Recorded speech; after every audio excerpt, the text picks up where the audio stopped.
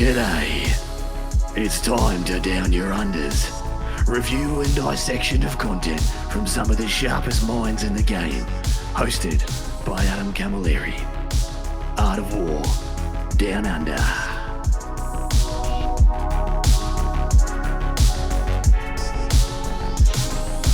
Hello everyone and welcome to another episode of Art of War Down Under, episode 233, and we are here to review the pleasure seekers, the thrill seekers, the adrenaline junkies of the marine world, chaos-based marine world. But a gentleman who you will be no stranger to you demanded that he be the guy to come on and review this over and above, several other chaos players who I know who have been on the show. But Jawn Lennon from Art of War decided, he was like, I'm super excited about this book and I need to be here. So hello, John. Welcome. Hello, Adam. Welcome to my show. And thank you so much for for having me on today. No, my absolute pleasure. Always a pleasure to have you on, mate. Especially, I always like it when someone wants to be on to do it. I don't have to message like 9 people being like, are you free? Are you free? Are you free? Are you free? So this was a great joy. And of course, I always love reviewing stuff with you, mate. But yeah, we're here to do the Emperor's Children. Of course, two-part show. We've got a bunch of Patreon questions, a bunch of lists to design and detachments to disseminate over on part 2. And we're also going to be talking about the 5 games that John has had with this Codex so far, what he's won against, what he's lost against, and everything he's learned on the journey. But John, tell us about the War Room and all the good stuff, because people can go over and watch one of your games in the War Room right now against Richard's auxiliary cadre, which was a very fun game. I have just finished watching it myself yesterday. But what else can people do with the War Room, and how can they get more Emperor's Children juice? Absolutely. So head on over to any of the Art of War channels if you want to see me and Emperor's Children. By the time this is going live, there's already a game up there in our website, so you can go to the War Room. That's where we put all of our best content, or you can just go to our YouTube channel, subscribe. You'll see a bunch of Emperor's Children stuff in the coming weeks. As a matter of fact, there's a game going live on Wednesday that will include my Emperor's Children against some new Eldari hotness as well. That's going to be a fun matchup, because I legitimately looking through this Codex, and on my first analysis, and this is just moving into our hot takes. My first take on this was like, oh wow, these have got some superstar, like S tier level rules, but do they have good units? And that is kind of where I'm at with this book, and how to make those units that they do have work for you, because it doesn't make a lot of sense to me in a lot of ways, the units that they included and or didn't include. What's your hot takes on the book? So my hot takes is that this army is one balance patch away from being good. I think that it has a lot of cool things going for it. I think that the detachments are quite strong. I think the army rule is quite strong. I think that the data sheets are woefully below average in most cases. And there's a few exceptions to that we can lean on. But that it is a little bit incomplete as a competitive faction. Yep. There are holes. I would like to say that the core of the Emperor's Children armies that you end up making do feel very good. It's just the ability to get I'm gonna say for what it is. Long range anti-tank is not a thing this book has, like, at all. Have to reach into other books in order to get that into yours, and or hope and pray that some things change in the future. But the core that you build around is as good as anybody's. Like your battle line, your characters, etc., etc. They're pretty much on par with every other Chaos Space Marine faction at a minimum, if not slightly better in some ways, especially on the battle line front. Would you hold with that? Yeah, I don't think that you have to have that long-range anti-tank that we certainly don't have. Correct. But whenever you're playing without such a major piece like that, and I would even say that short-range anti-tank is something that we're going to struggle a little bit with, you have to get very creative and be very good to get around it. So I think that Emperor's Children does have a high ceiling, even though I believe that it has some flaws. Yep, totally agree. You're never going to struggle for killing infantry. Like, you kind of just kill infantry on demand at all times whenever you feel like it. But then it gets kind of a lot steeper immediately when you're asked several other questions. But let us jump into the review for those following along at home, because you may be listening to this later.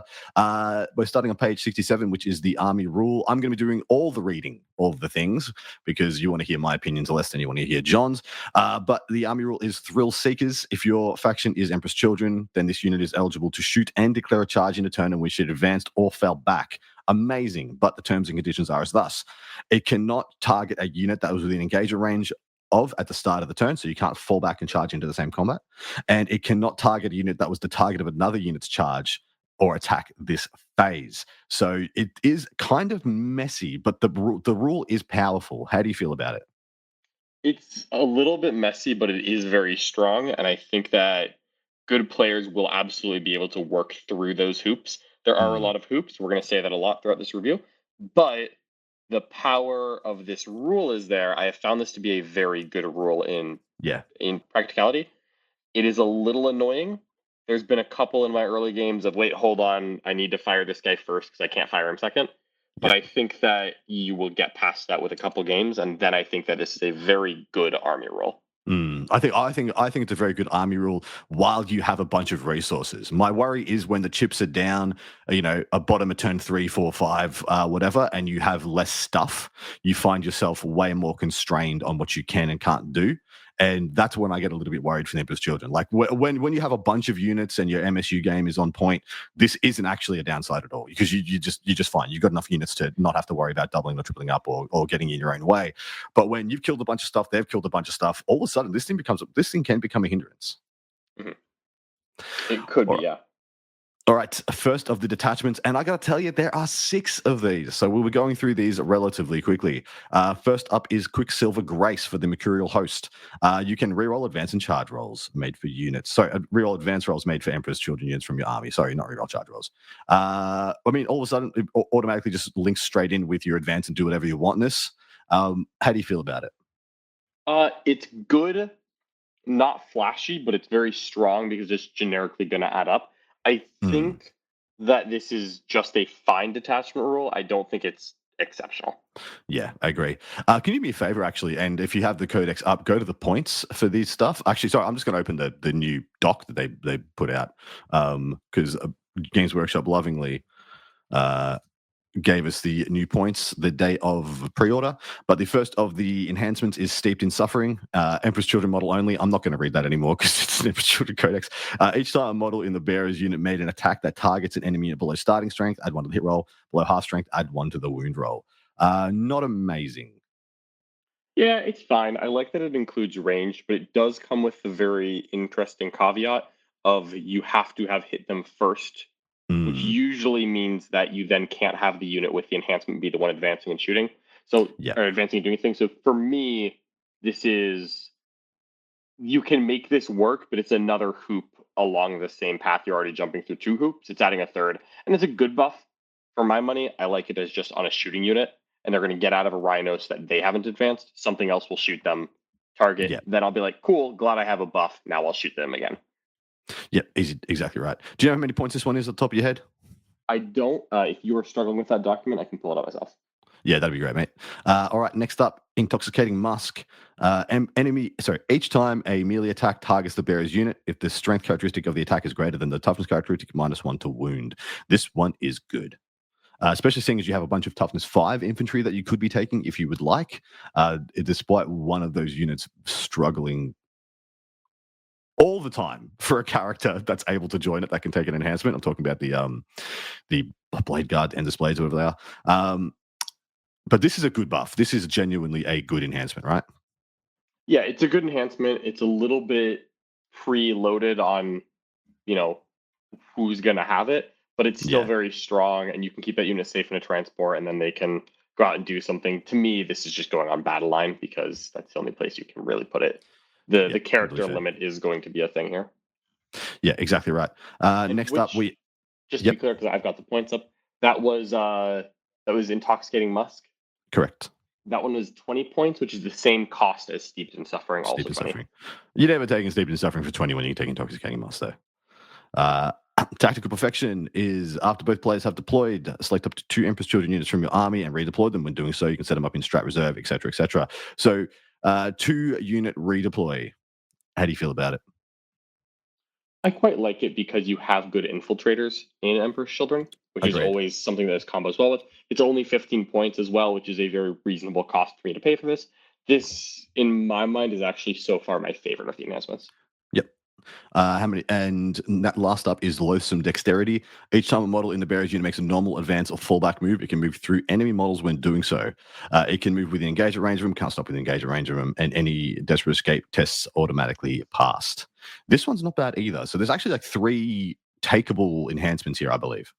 I could even see an argument for all four. Nice. Yeah, good enhancements, which is going to be a theme. This is only 10 points as well, which is very this isn't the hyper impactful enhancement, but it's a nice 10 points. Yeah, agreed. Yeah, if you got 10 points at the end, you feel pretty good about slapping that on. And you, in order of priority for yourself, it's Tactical Perfection for the redeploy. And then what's the second best here?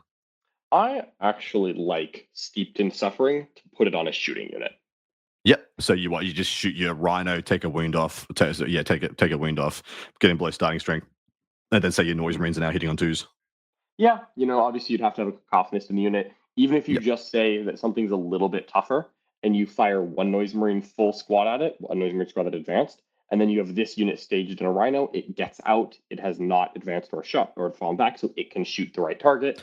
It hits it, and it's just like a good finishing piece because the Noise Marine damage can be a little inconsistent, as we'll talk about later. And so getting just a hit and wound buff or just a hit buff helps. Yeah, agreed. All right, first of the stratagems, Violent Excess.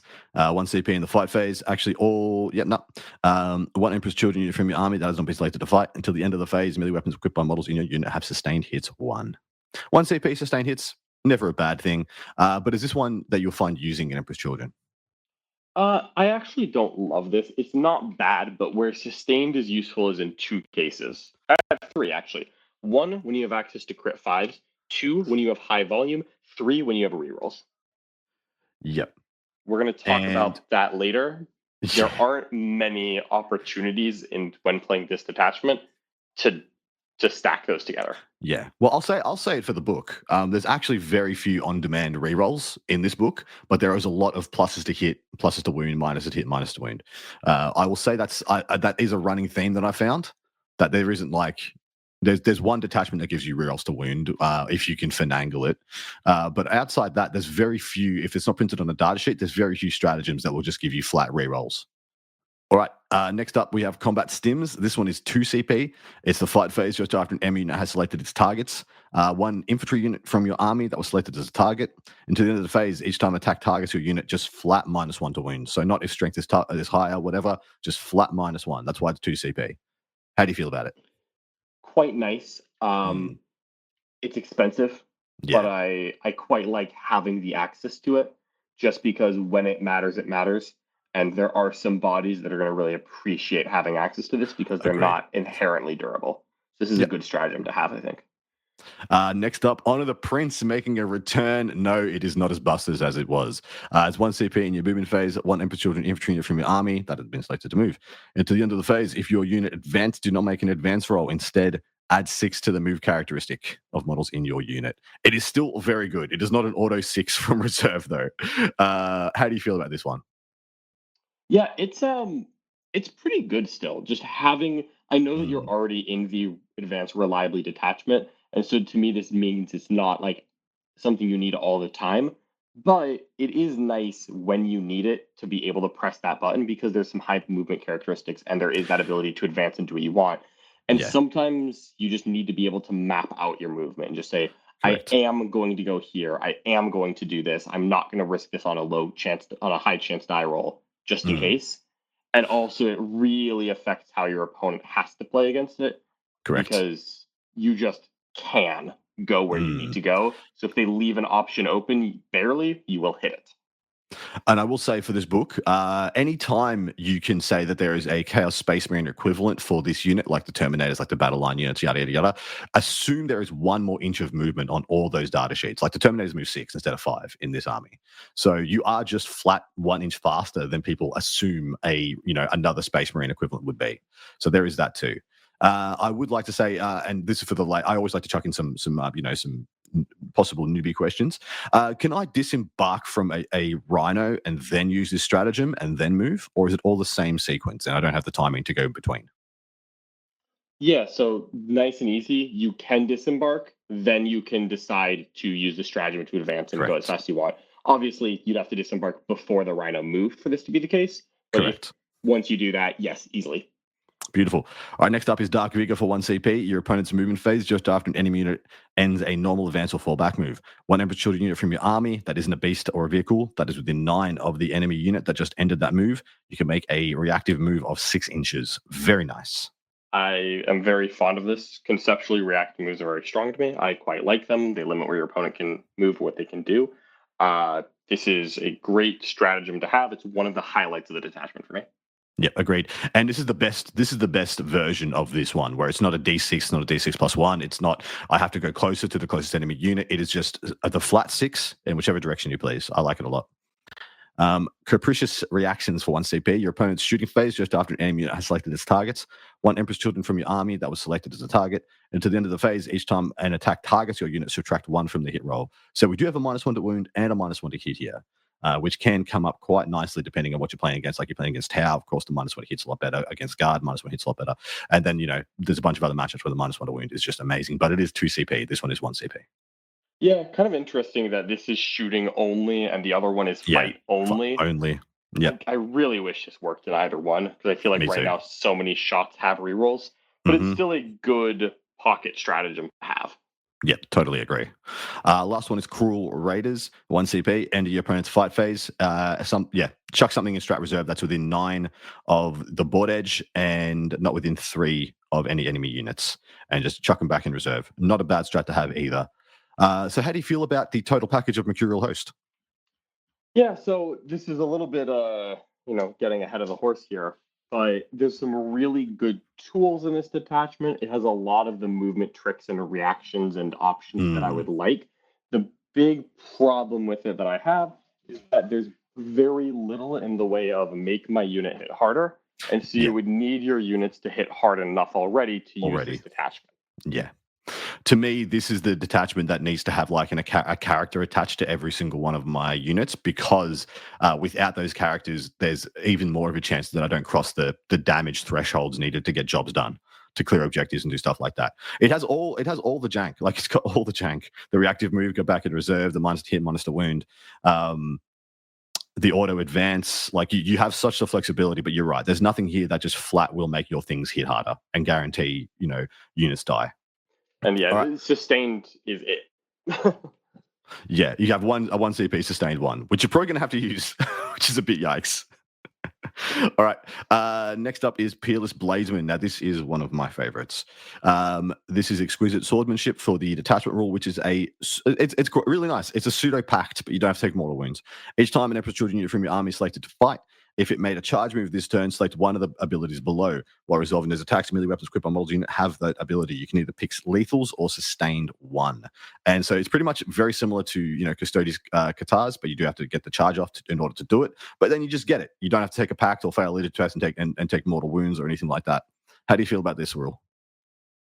It's quite good. It is fight phase only, but that is a nice passive damage buff. So you always have a chance to hit it, which is really nice, because I'm always worried when I just, let's say, for example, I spend a CP on sustained hits, then I'm gonna not roll any 6s, or I'm gonna roll 2 6s, and I'm like, that was a CP. But when it's just on everyone, it means it's there when you roll the 6s, not you spend and hope you hit the 6s this time. Correct. And you'll find, of course, we've already said that anti-tank is a problem for this book. And you'll find just having lethals or sustained on demand will allow your small MSU squads, possibly with a character, to, all of a sudden guarantee rhino deaths, be able to get over the line against transports and things like that. So I do think it's a very good rule. All right, first of the enhancements is Faultless Opportunist. It is just a 0 CP heroic intervention stratagem. And you can do it if you've heroic intervened already. Not bad, but how many points is it? 15. Very reasonable. It's reasonable for what it is. It's fine. Next up is Blinding Speed. Once per battle at the start of the fight phase, the bearer can use this enhancement. If it does, until the end of the fight phase, models in the bearer's unit have fights first. Banger! Amazing. Strong. Yeah. Great rule. Is this 30 points? Is this 35 points? I know it's not. But 25. Oh, baby. Yes. I do think this detachment has the best enhancements, by the way. And I do, yeah. Next up is... It's up there. I have another one that I think is in contention, but this is up there. Next up is Distortion. Emperor's Children model only. Add one of the attacks and damage characteristic of the bearer's melee weapons. And this is one of the cases where I find that I can conjure taking a Daemon Prince with this Distortion on it, but also goes great on any of your Lord equivalents. How do you feel about it? Awesome. I love hit harder melee weapons. Yeah. We have multiple melee characters to choose from. not like a ton, but we have 2 or 3 options. And saying you're up another level of juice is really good. Totally agree. Last one is Rise to the Challenge. This one is amazing. Emperor Children infantry model only, once per battle at the end of the fight phase. If the bearer is within engagement range of 3 or more enemy models, it can use this enhancement. If it does, the bearer can fight 1 additional time. When doing so, you can select one ability using the Exquisite Swordsmanship detachment rule. So you can choose to have lethal or sustains for that second activation. But that is the second time we've had a second to fight activation in the game. There's only 2 of them in existence right now, and Emperor's Children have one of them. Quite good. I don't know how often it'll come up, but I would like to have the option. Me too. I would like the option to tell my opponent very often, see this guy, fight twice. Fights twice. Twice, baby. Twice. I know, Fights it's been twice. so long. It's been so long. Yeah, I haven't seen a fight twice in a while. Yeah, you got to you got to go back to 8th edition. So of these, how do you rank these enhancements in order of priority for yourself? For me, I think I like fights first the most. There's a couple good ones here. No, actually, I'm sorry. I think I like distortion the most, the melee weapon. Yeah. Then I like blinding speed. I like Rise to the Challenge, but I worry that once I have spent 50 points on distortion and blinding speed, I may struggle to find another 30 for Rise to the Challenge. Because at that point, I'm suddenly realizing, like, wait a minute, this was 80 points of enhancements. Yeah, that's exactly tough. Right. Yeah, But I'm of the opinion. Blinding speed to me is the auto take, and distortion is like the second. Obviously, let's just do this. Then Rise to the Challenge. If you know your meta really well, if you know that this is going to be something that gains value, because you play against a shooting army and you're like, okay, I guess he's just one shot the thing he's in combat with and doesn't need to fight again. Or the issue is you're playing against like, tank spam, Votan or guard or whatever, and you're just never going to be in base or within engagement range of 3 models ever, and this will just never come up. Mm-hmm. Yep. Oh, cool. I'm in base with 3 guards models. They were dead anyway. Who cares? Doesn't matter. Yeah, it's difficult to make work, but there is some ways to make that enhancement better that we're going to talk about in the stratagems. Agreed. And the first of those is Deft Parry for 1 CP. Fight phase just after an enemy has selected its targets. 1 Emperor Children unit from your army that was selected. Until the end of the phase, each time an attack targets your unit, -1 to hit. So 1 CP, -1 to hit in combat. Not bad, but not amazing. Not bad. So weird that it's, again, only 1 phase, not just like correct in both. Yep. Death Ecstasy is up next, 2 CP. Fight phase just after an enemy unit selected as targets. 1 Empress Children unit from your army that was selected as the target, of course. Until the end of the phase, each time model in your unit is destroyed, it is an auto fight on death, essentially. So it's a 2 CP auto fight on death. So many people have a 1 CP, 4 up, 3 up, terms and conditions, yada yada yada. 2 CP, just auto fight on death. And it seems like this is a detachment where this is good, right? Yeah. Yeah. Yeah, because you've got a lot of combat control already, and it's just piling on. And combat control escalates, right? It scales very well. It's exponential in the buffs. It's not, I'm controlling combat, now I win the mirror. It's no, more. Agreed. Next one up is Incessant Violence. And somewhere Anthony Vanilla is like just grinning right now. 1 CP, fight phase just after an Empress Children unit from your army consolidates. 6-inch consolidate. But you can't use this consolidate to go towards objectives. You can only do it if you do that 6-inch consolidate into an enemy unit. So there is 1 term and condition on it. But this is a way, like you said, to activate that fight twice. Yep, exactly. Yeah, and 1 CP, quite good. This lets you tag a lot of things, and this army likes tagging things quite a bit. Totally agree. Cruel Bladesman is up next for 1 CP. It's in the fight phase. 1 Empress Children unit from your army that made a charge move this turn that has not been selected to fight yet. Until the end of the phase, improve the AP by 1. Fantastic. Yeah, that's really good. That's real good. Do you think Empress Children has an AP problem? A little bit. There are multiple solutions. Yeah, but I agree. A little bit, yes. All right, next up is Terrifying Spectacle for 1 CP, your opponent's command phase. 1 Empress Children unit from your army that made a charge move in the previous turn and destroyed 1 or more enemy units in your previous fight phase. Each enemy unit within 6 of your unit must take a battle shock test at -1. If they are below half strength, enemy units affected by the stratagem do not need to take an additional battle shock. Awkward. Any good? I don't think so. It's very awkward timing. It's not awesome. We've seen this type of rule before. I have not yet seen it be super effective. Yeah, It's agreed. just fine. I wish a lot of these were 12-inch instead of 6-inch abilities, because I mean, you don't need to play around this, and like maybe you're forcing one battle shock. In addition, you're not playing with big units. Like if this was on an ACDC unit of 21 things that has it's like a huge wingspan on the table, yeah, sure, you can make a bunch of things take battle shock text at -1, but this is going to be like a 1 CP opportunistically try and take 5 primary off them. Like, ugh. Yeah, that's kind of the best case scenario. I like it in the fear. You got to remember you have it. 'Cause you always might kill something consolidated into 3 things, and you just want to say, "Hey, take some desperates." Yeah, that's true. But That's actually yeah, that's true. that's like the upside. I think like that's Yeah. the upside. All right, cut down the week is the last one, also 2 CP. So 2 CP stratagems in this, which is actually very rare for one detachment to have 2 2 CP strats. Your opponent's movement phase, just after an enemy unit falls back, 1 Emperor's Children unit from your army. You can only select the vehicles if it has the Walker keyword. Is within 6 of that enemy unit and would be eligible to declare a charge against that enemy unit if it was your charge phase. Your unit can declare a charge. When doing so, you must select that enemy unit as the target of the charge, and you don't receive a charge bonus. But 2 CP charge back in when they try and fall back is pretty sweet. And is this one of those ones where you tell your opponent about it a lot and then maybe use it like once a tournament? I assume so because man, you have to. It means you have to keep 2 CP on tap. But Yeah. if you pull it off, it's backbreaking for the wrong person. I totally agree. So that is the end of the Peerless Bladesmen detachment, mate. How do you feel about the whole package? It's very focused on what it's doing, which I liked. It's a good melee army. It hits harder in melee than normal. It feels like it's a bit of a rush down, pressure coat, go, go, go, go, go. I think it's quite good. I think this is one of the better detachments there, but it is completely lacking in all the tools that we had in Mercurial. So it's a very interesting Correct. balance between those two.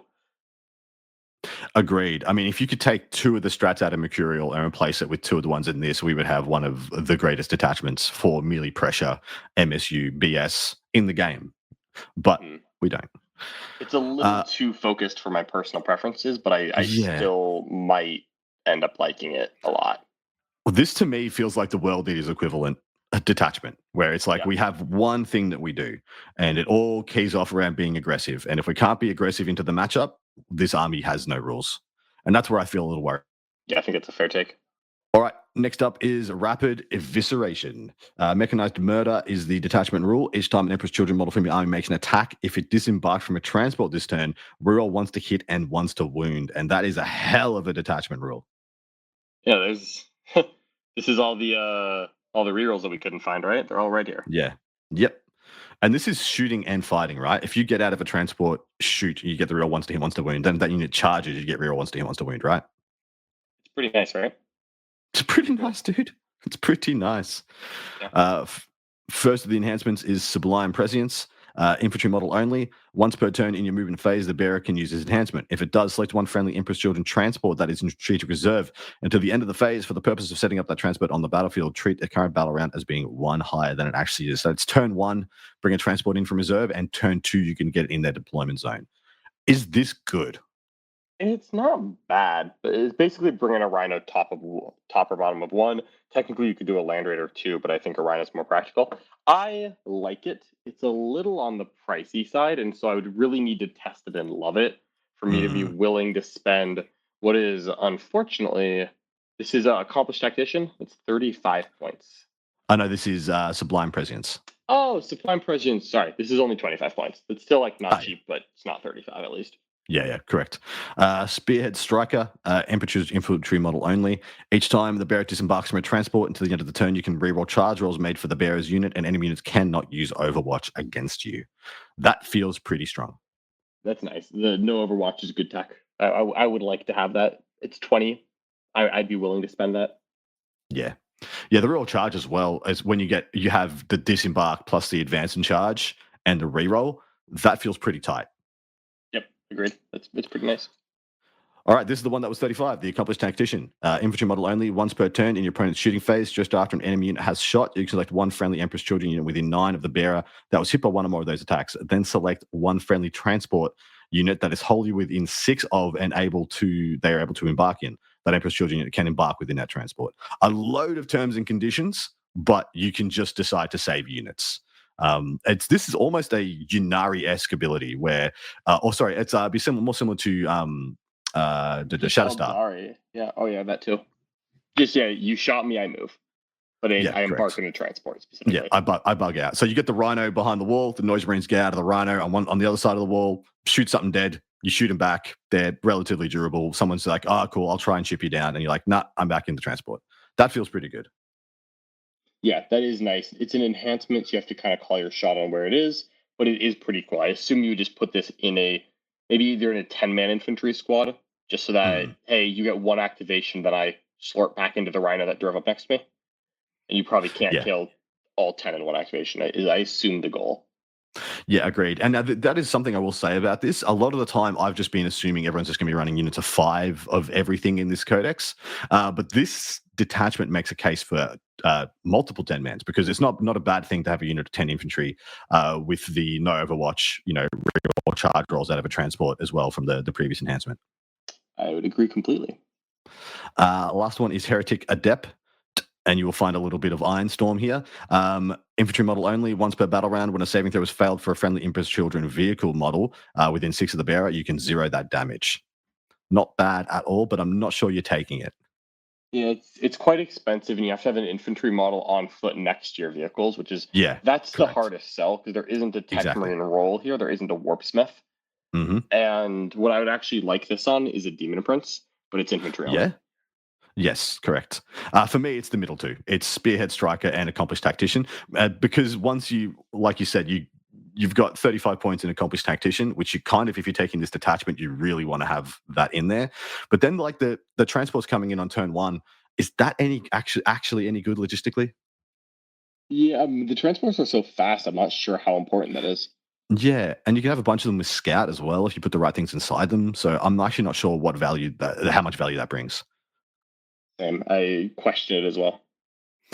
All right. Into the stratagems to the next for 1 CP. Fight phase just after Emperor's Children unit from your army destroys an enemy unit. Jump back into transport. But that is wholly within 6 of the transport, so it doesn't need to be wholly within 3. So a little bit juicier there. So you don't have to, charge the Rhino into exactly the same combat and pile in the Rhino first and do all that nonsense before you fight and kill the unit. How do you feel about it? I think this is a great stratagem. This is awesome, I think. Just great to keep yourself killing enemy chaff units without losing your pieces at the same time. Agreed. Advance and Claim is next for 1 CP. It's in your command phase, so you got to call your shot. 1 Emperor's Children transport from your army that has 1 or more Tormentors unit embark within it, excluding battle shocked units. Select 1 objective marker you control that your transport is within range of. You're sticking that objective. And the Tormentors already have the sticky objectives ability, so pretty much you're paying 1 CP to not have to let's say you just moved the transport onto an objective, like you turn 1, you're sticking an objective, move on to embark them within, move in advance onto another objective, and then 1 CP, even though you're not disembarked, you can still stick it, right? Is this good? I don't think so. I don't think so. Tormentors don't have infiltrate. They don't benefit from being in a Rhino because they don't shoot hard enough for me to care about them getting out and rerolling one plasma gun, 1 melta gun. That's cute. It's not important. And Tormentors don't struggle to reach the objectives because they infiltrate. So to me, this is a wasted slot, and now there's only 5 stratagems left. Yep. I feel like this was a little bit of a waste, a little bit of missed opportunity. Dynamic Breakthroughs up next for 1 CP. Your movement phase, 1 Emperor's Children vehicle unit from your army that has not been selected to move. Until the end of the phase, each time a model in your unit makes a move, it can move through enemy models. When doing so, that aren't monsters' vehicles, it can move within engagement range, can't aim within engagement range, and auto passes desperate escapes. 1 CP, I mean, I wish this was through freaking walls as well, but here we are. How do you feel about it? It's good. It stops half of the problems you can have. But it's so. I really wish this was models, because Me too. It's not vehicles or monsters or walls. It's just small models, and it's good. But the stuff you have that's in a transport Like, because like this is for vehicles. I'm just like trying to think like when do I use Legitimately, this? the only time you go second versus gargoyles, and they put you in jail because essentially this army is just dudes in boxes, and so someone's going to have to get out of their box to kill the gargoyles, and so you want to be able to still get on the objectives, and so that's pretty much all I can say. Someone's put you in jail with gargoyles when you go second on turn 1, and that's it. That's the only time you'd ever use this. Yeah, but I think of like the infiltration and the scout moves as like what solves Exactly that problem. right. Exactly. It should solve it already, if you planned appropriately. Yeah. So this is another wasted stratagem, unfortunately. Although it will, like turn 5, like it will come up. Like you just need to go through for an engagement or front or behind enemy lines or flip an objective or something. That's when it will come up. But as a proactive play, I don't see the juice. What I will note is that there's a couple cases where I can see it. One, it's to, spoiler alert, advance and disembark a rhino through models, then shoot something beyond them. That's true. Yeah. Yep. That's nice because we can advance and disembark from rhinos. 2 is I believe this is for vehicles, not transports. Yeah, vehicle. Yeah. So you can use it on Mauler fiends. That's cute. That is quite cute, actually. Okay. I'm not saying it's amazing, but it is quite cute. That is very cute. I like that a lot, actually. That's nice. We found it. We did it. Ceaseless Onslaught is up next for 1 CP. Your charge phase, what Empress Children unit from your army that disembarked from a transport that made a normal move this turn. Until the end of the phase, your Empress Children unit is eligible to declare a charge. So Assault ramps for Rhino. It is, but see, the thing is, you already have disembark, advance, and charge in your army, which like it's 3 plus 7 on all these relevant units. So you're already going 10 plus an advance, and the Rhino only moves 12. So you actually got at times this about the same movement. So the Rhino moves 12, you get out 3, that's 15. And if you disembark plus 7, that's 10. So if you rolled like a 4, it's virtually the same thing on your advance. Let me tell you when it's better. The unit that disembarks from the assault ramp Rhino did not advance. Okay. So they can charge after something else is charged. They can charge whatever they like. That's fair. That is fair. That's when I think you use it, is you have something, either something that just requires getting hit by 2 units. Mm-hmm. One of them gets assault ramped, one of them gets advanced and charged. Yep. That's a good point. It's a way of negotiating, having the same effective army rule whilst not, numboing yourself. I like that. Exactly. All right, rapid disembarkation for 1 CP. Your opponent's shooting phase, just our enemy unit has selected as targets. 1 Empress Children transport from your army that was selected as a target of those attacks. 1 Empress Children unit embark within your transport can disembark. When doing so, models in that unit can be set up anywhere on the battlefield, wholly within 6 of the transport, not within engage or range of 1 of enemy units. So this is a nice little janky steal objective. Just get a little bit extra movement and mess around with your opponent's plans. Yeah, it's quite nice because if they can't one-tap a transport, then you can disembark farther away behind a wall, forwards. It can deter people trying to chip your transports. Right? There's so many armies that like their anti-tank is like several platforms that have 2 bright lances. Very unlikely to kill a Rhino by itself, but 3 of them very likely to kill a Rhino.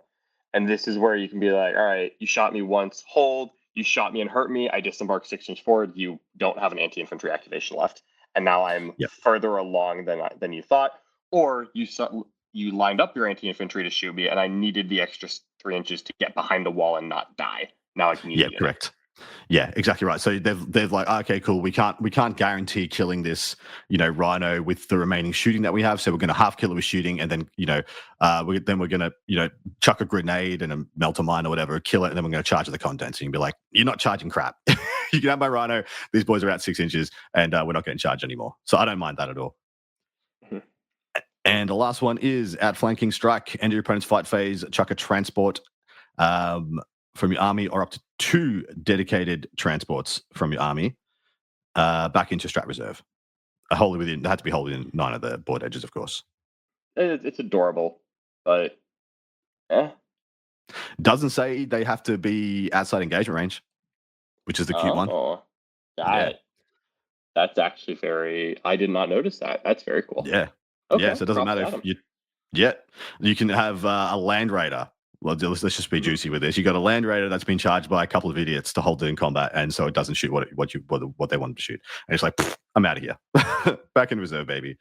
So yeah, that's for that. I think this is good. For that exact reason, I think this is good. But yeah, it only works against other aggressive armies. And I'm just going to tell you right now, I don't know how many armies would enjoy being aggressive against Emperor's Children. There are a couple in the meta at the moment, but no one's going to love it. Yeah, it's a little weird. It's a little awkward to try to handle. I think a lot of people are going to struggle to handle it perfectly. Yeah. How do you feel about this detachment, mate? A lot of promise. So, yeah, I think so. Yeah, the really good stuff stopped at the detachment rule. Yeah, I really like the stratagem to get back in the transport after you kill a unit. The enhancements are fine; they're not in world shaking. The damage buff is nice, but there is the little bit of the problem of, okay, so you need most of your damage because all of your buffs are for infantry getting out of transports. And then the stratagems, like the cutest thing I saw was like, oh, a Mauler Fiend can do something different. But the Mauler Fiend has 0 other rules. This Mauler Fiend gets a cute stratagem and nothing else to its name. I'm like, oh.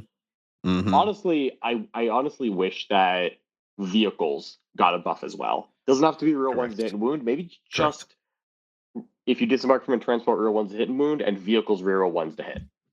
I was going to say the buff I would have given them is that while a vehicle has a unit inside it, they get one of the rerolls to hit. They get either rerolls once to hit or once to wound. Yeah, transports could do it, right? Rhinos real ones to hit, that's fine. I mean, all of a sudden, like Blastmaster drive-bys would feel good. Like, shooting 2 Blastmasters out of the top of Rhino would feel good. It would feel good. Yeah. All right. Next up, Carnival of Excess. Demonic Empowerment is the detachment rule. While an Emperor's Children unit from your army is within 6 of one or more Legions of Excess unit, it is empowered. While Legions of Excess unit from your army is within 6 of one or more Emperor's Children unit, it is also empowered. So this is the one, obviously, you get what this means. While a unit from army is empowered, weapons equipped by models in the unit have sustained hits 1. If such a weapon already has this ability, they get crit 5s. And of course, you can take up to 1,000 points of Legions of Excess Slaanesh demons from this book. And yeah, none of them can be your warlords. So no Slaanesh demons warlords in this one. How do you feel about this detachment rule? It's pretty good. Getting blanket sustained hits is a nice buff. Again, we already talked about it, especially because it does apply in shooting. And then the crit 5s edition, if you already have a way to get sustained, there are basically 2 things that have sustained already in the book. Correct. Which is not that many, but it is nice that they are not excluded. Yep. Even though there's only 2. So this detachment makes the best Noise Marines because you can give them crit 5s, but you have to attach the Lord, the Kakapon Lord. So there is that. If you wanted to just take 3, good shooting units with crit 5s, you can do a lot of like wild stuff with Noise Marines. But then each one of them pretty much needs a piggybacked unit of Slaanesh demons. But there are some Slaanesh demons that you will want to take in this. All right, so first of the enhancements is Empiric Suffusion. Emperor's Children model only. Once per battle round, you can select 1 friendly Slaanesh unit from your army within 6, and they can heroic intervene for 0 CP. Meh. Yeah, I like that it's within 6, not just the bearer. That actually makes it more interesting, but it's still not crazy, just nice. Nice. Dark Blessings, Emperor's Children infantry model only. Once per battle, just after an unit has selected its targets, the bearer can use this enhancement. If it does until the end of the phase, the bearer has a 3+ invulnerable save. I wish this didn't say infantry because a Daemon Prince with this would have been nice. I agree, that would have been nice. It's cool. It's fine. Yeah. Yeah, exactly right. Possessed Blade, Emperor's Children model only. At the start of the battle, select 1 melee weapon equipped by the bearer. Add 1 to the attack characteristic of that weapon. In addition, each time the bearer is selected to fight, it can use this enhancement. If it does, when resolving those attacks, add 1 to the damage characteristic of that weapon. And that weapon has devastating wounds and hazardous. This is pretty sick. Woo! But it's phenomenal. +1 attack, because we're just going to go ahead and say it. You're always going to press the hazardous button. +1 attack and damage and dev wounds is a hell of an enhancement. Yeah. And I will say that the Chaos Lord equivalent in this book doesn't get dev wounds on his go turn. That's correct, yeah? Correct. So he will enjoy having it when he does. Absolutely will. Absolutely will. How many points does that one run, yeah? That one, give me the name of it one more time. Possessed Blade. Possessed Blade in Carnival of Excess is 25. Yeah, it's worth 25. It is a 25-point upgrade. Yeah, it's a big hitter. Warp Walker is Emperor's Children or Keepers of Secrets model only. Each time the bearer's unit advances, do not make an advance roll. Instead, until the end of the phase, add 6 to the move characteristic of models in the unit. Each time a model in the bearer's unit makes a normal advance or fallback move, it can move through enemy models. When doing so, yada yada yada, can't be end within engager range, and auto passes desperate escapes. Is that any good? Because obviously you can put this on a keeper, but I kind of think this is better on a walking Daemon Prince. I think it is way better on a Lord attached to some idiots.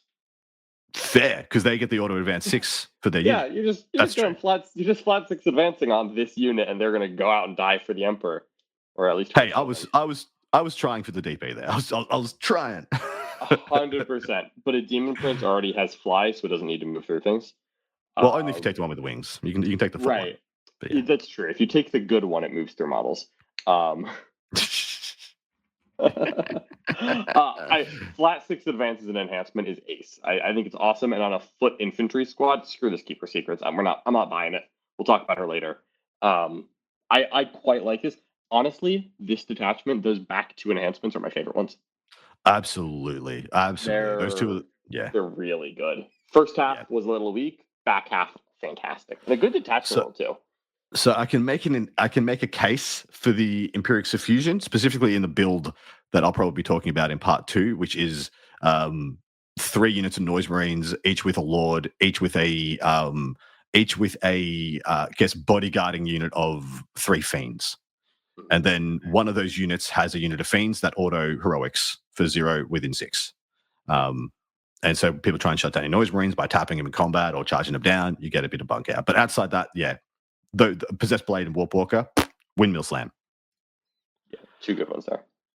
All right. And I think things are going to get a little more awkward from here because the stratagems, whilst being okay without being exceptional, do come with a bunch of extra terms and conditions for the way this detachment works. First one is Sustained by Agony for 1 CP. It's in the fight phase just after an Emperor's Children unit from your army destroys an enemy unit. That Emperor's Children unit. Select 1 friendly Slaanesh demon, essentially, within 6 of your unit. 1 model in that unit recovers 3 lost wounds, or if it's a demonette unit, return D3 plus 3 models. That's so fine. It's so fine, I know. I wish this could revive a Seeker. I mean, does this... A Fiend? It doesn't bring one back to life, does it? It's just regain wounds, because it doesn't say bring back destroyed models. Yeah. Yeah, it's a lot of extra effort. It is. I mean, if it allows you to, I don't think you're taking any demonettes in this army. Is my only issue. I would take some. Like if it flips an objective, maybe, but like I don't think it's going to come up that often.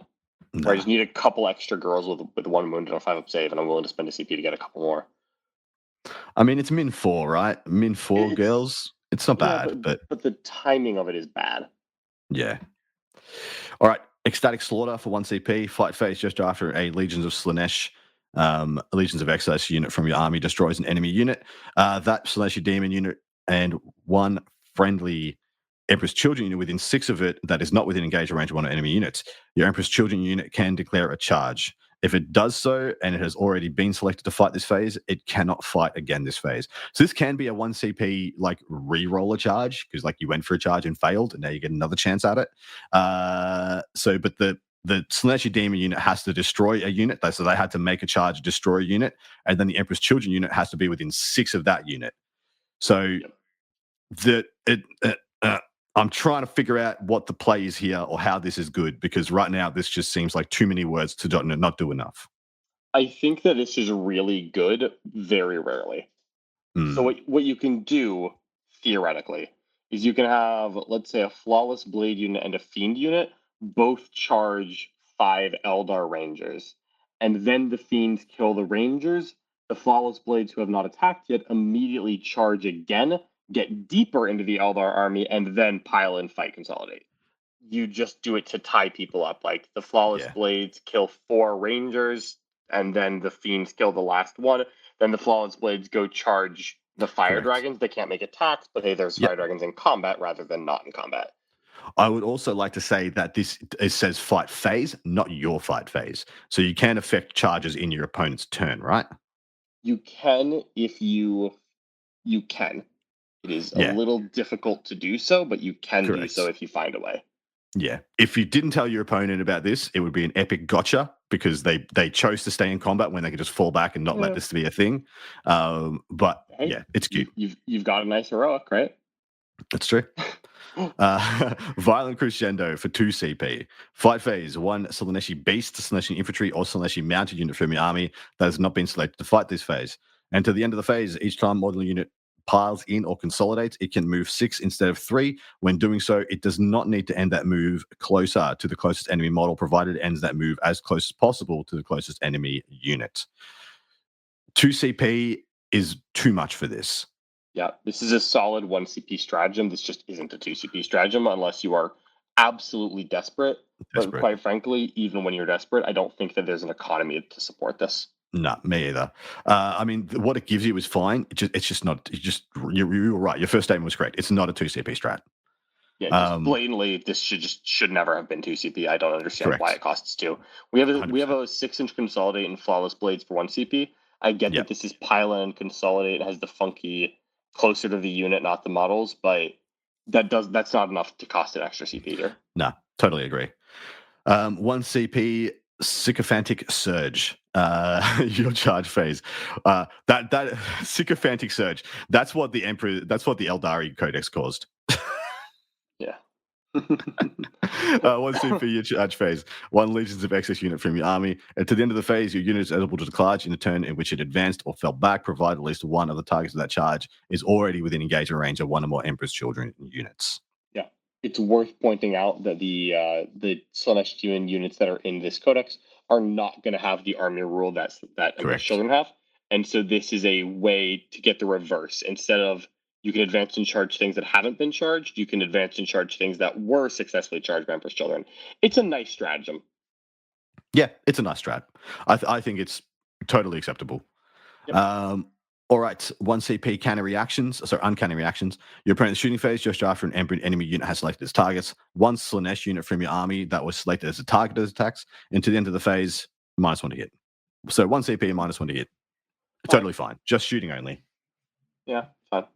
It's fine. Not fancy, but it's fine. Agreed. Dark Apparitions is 2 CP. So another 2 CP. Another detachment has 2 CP strats.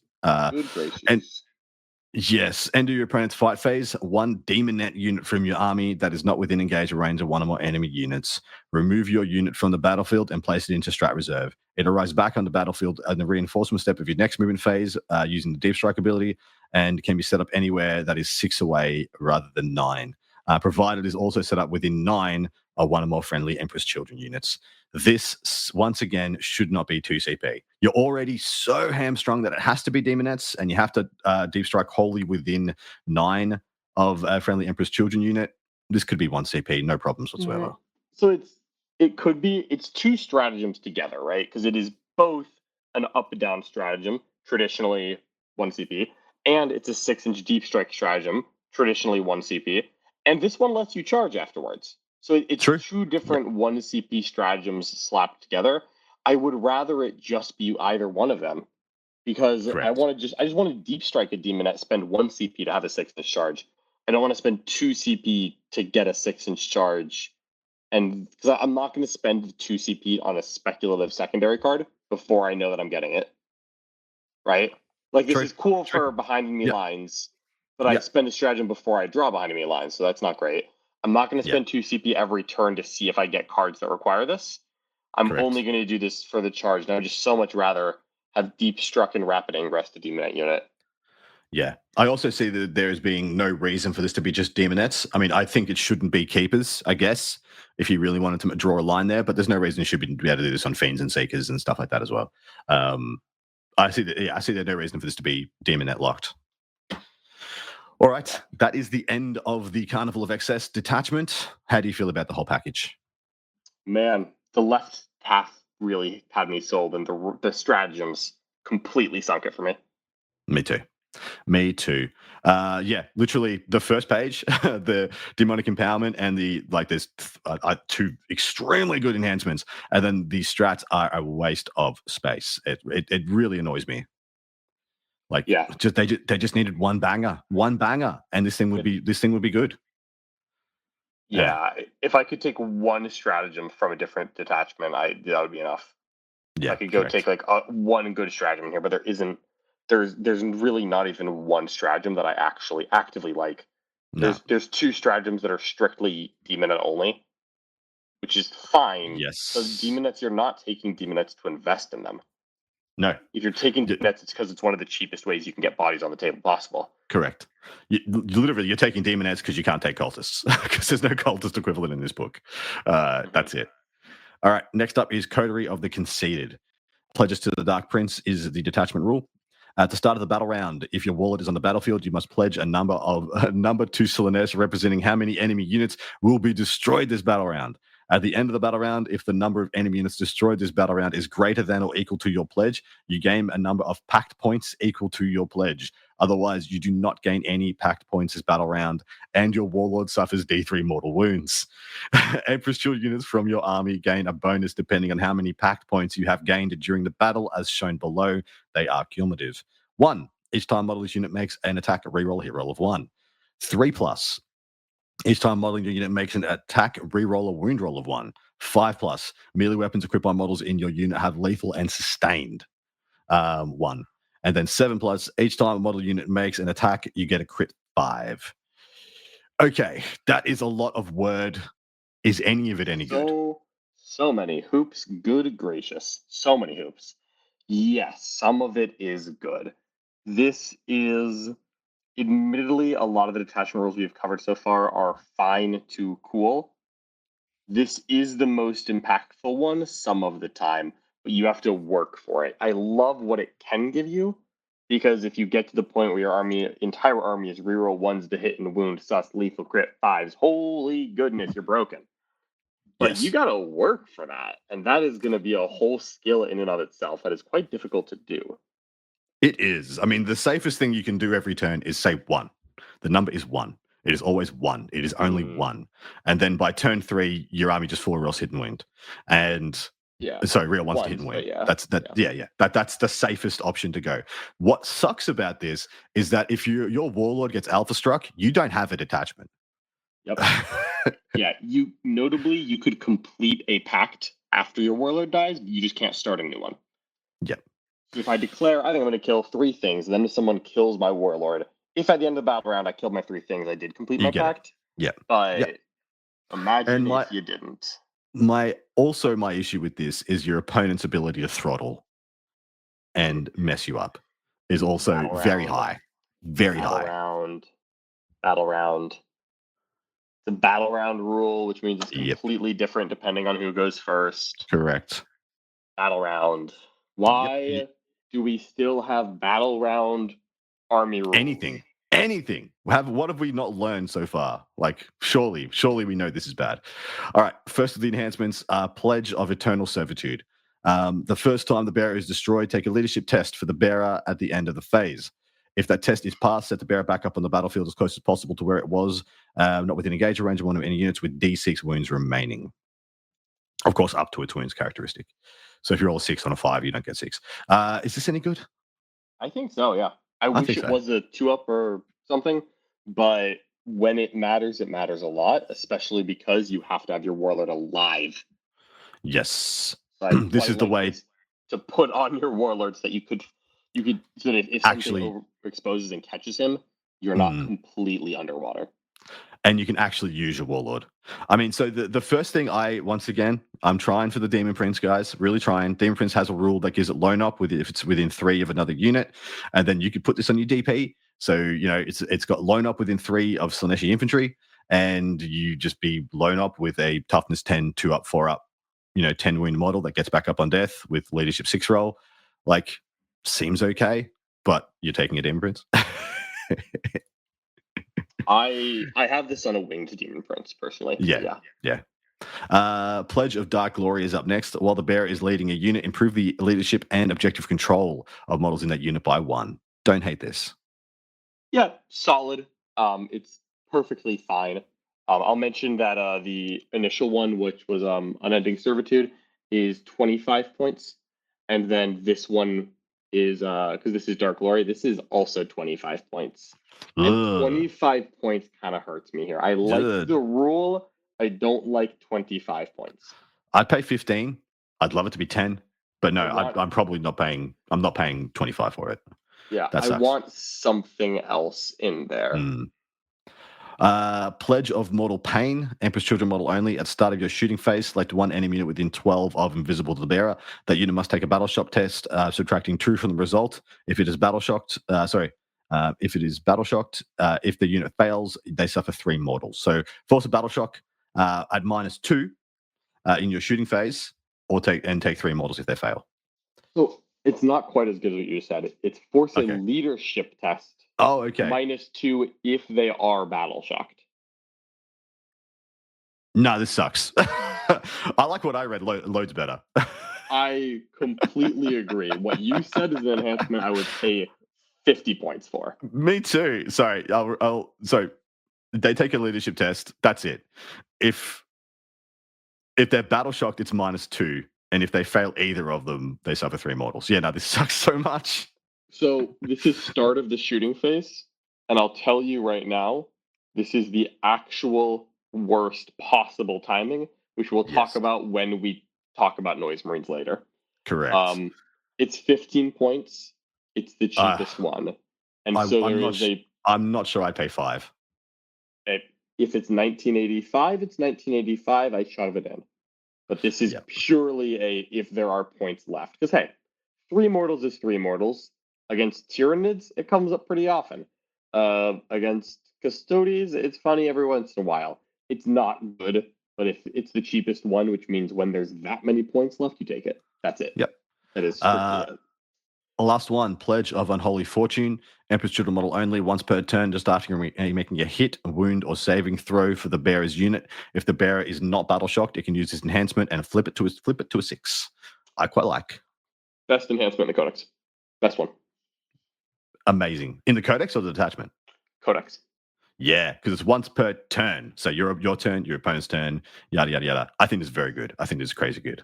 It's crazy, crazy good. It is good on a Daemon Prince, which I now have to mention just for Adam. Because it's a save or offense.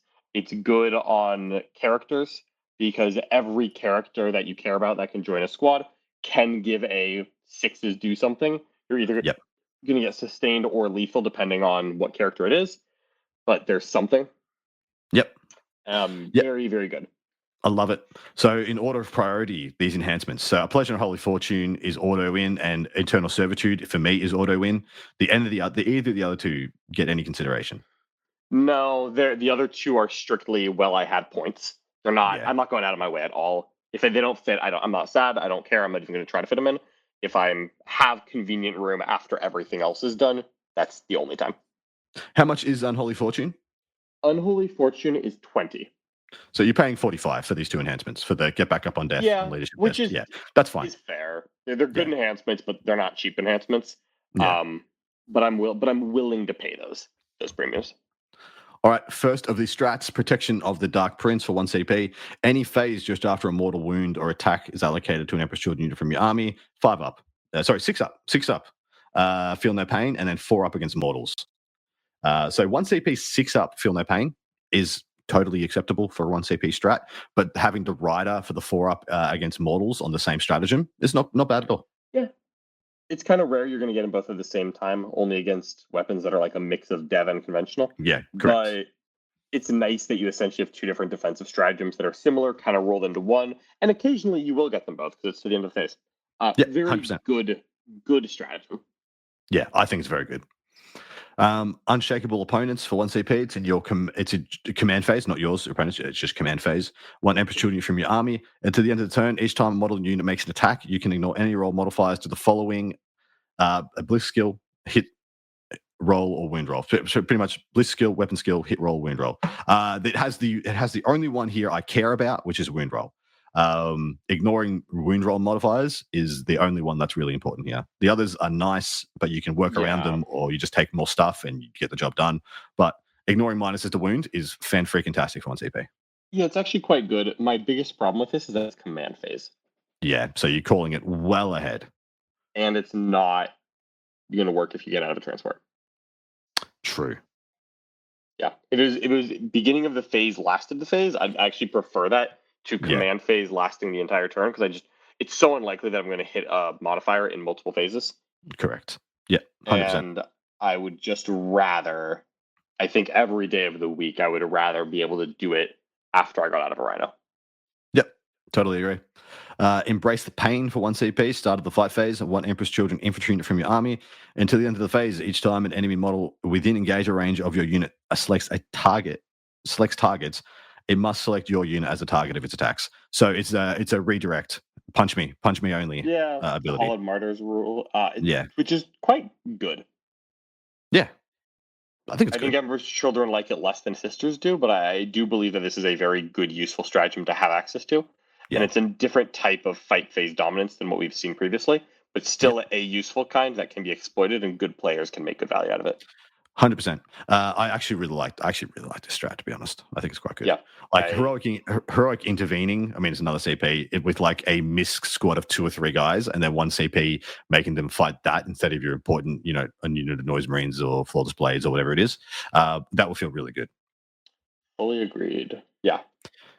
Martial Perfection's up next for 1 CP. It's in the fight phase. 1 Emperor's Children unit from your army that has not been selected to fight this phase. And to enter the phase, each time model unit makes an attack, you can reroll the hit roll, which is one of the only ways you can get a full.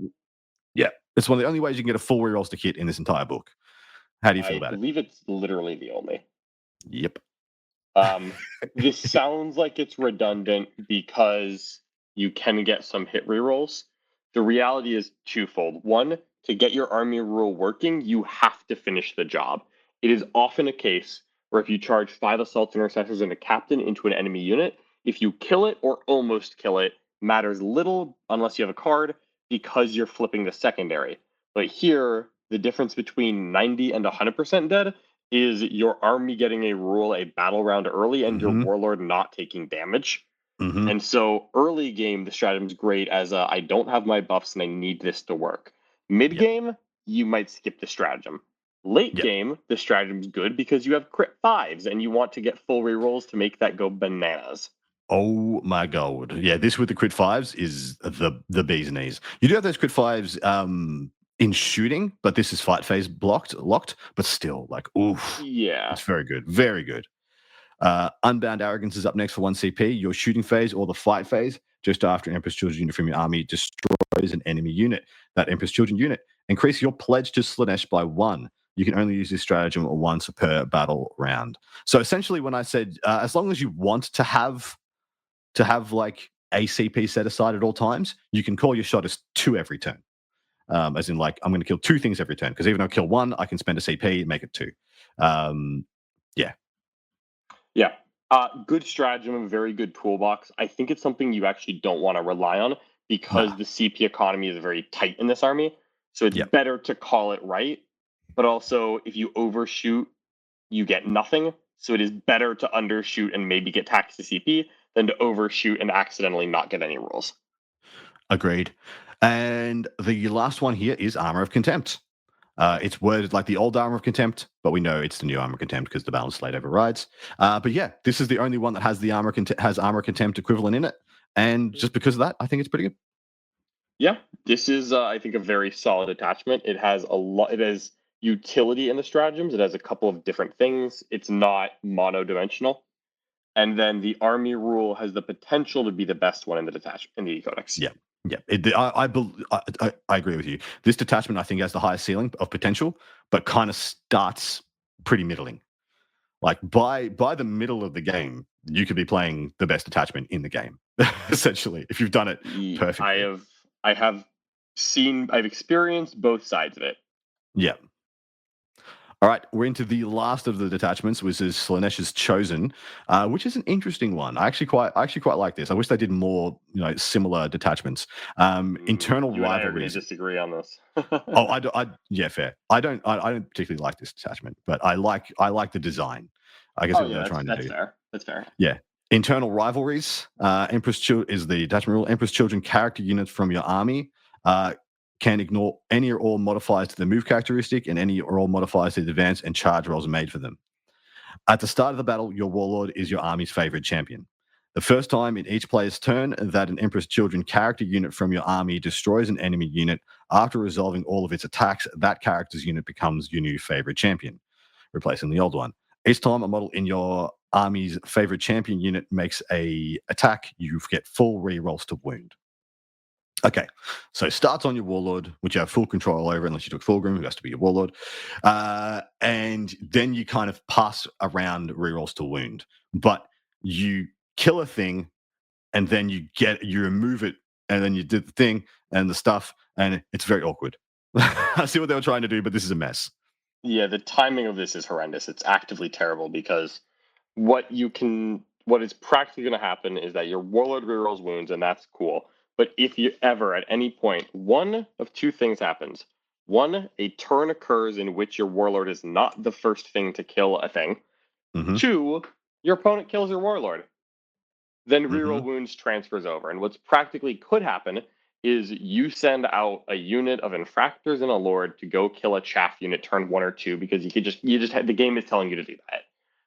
And then your opponent's like, okay, so that guy, the one who just charged me, he's the one who is super buffed and he makes all your rules better. And you say, uh-huh. And then your opponent kills 5 tactical marines with a captain attached. You're like, okay, cool. Who is it now? And then you have to say, well, it's no one. But next turn I can give it to someone after they kill something, not while they kill it. Correct. Get help once you're not activating your warlord. The second you're not activating your pregame warlord, it is I gain a damage buff after I did enough damage that I can't use. Yes. It's actively terrible. But this is the kind of detachment rule I'd love to see like done better, executed better on like Black Templars or many other detachments, so many other armies that have a similar kind of feel to them. It's balance patch. Like we could make this good. It's not correct. No, this should be at the start of the turn. At the start of your turn, you choose one character to be your favorite champion. And just every turn you just pick one character unit to have rerolls to wound, and then sure it can pass around after that, but you just know at the start of your turn which one's good, instead of it just being the one that just died is the one that was good, which is what's going to happen every time. Or the one that's about to die is the one who just became good after he did his thing. Did the thing. Exactly right. All right. First of the enhancements is Eager to Prove. You can re-roll charge rolls made for the bearer's unit, while the bearer's unit is your army's favorite champion, +2 to move. So I see this as being the one that's good on your warlord. Your warlord will just start with +2 move and have re-roll charges, and so yeets itself out of a rhino and does really good that turn. Yeah, because 15 points. It's fine. It's fine. Yeah. Repulsed by weakness, Emperor's Children model only. Each time an enemy unit that isn't a monster or vehicle within engager range of the bearer's unit falls back, you must take a desperate escape. When doing so, the bearer's unit is if your bearer's unit is the army's favorite champion, subtract 1 from each of those desperate escapes. So this is one that can work afterwards. Like you charged in, you killed a unit, became the favorite champion, and then you tag a bunch of stuff. That can be okay. Yeah, I like that this is an actual rule that synergizes with the timing of being the champion, which is rare because most of this doesn't, but I do like that. Yeah. Proud and Vainglorious. You can reroll Battle Shock and Leadership tests taken for the bearer's unit, while the bearer's unit is your favorite champion, +1 OC. That is absolute hot garbage. Please tell me I'm wrong. No, it's not very good. And the last one is Slayer of Champions. The bearer's melee weapons have the precision ability, and each time the bearer makes an attack that targets a character unit, improve the strength and AP characteristic of those attacks by 1. That is the only one that doesn't require you being the emperor, the champion, to be relevant. And so for me, that's the best one. Agreed. I don't think it's very good though. I still don't think it's very good.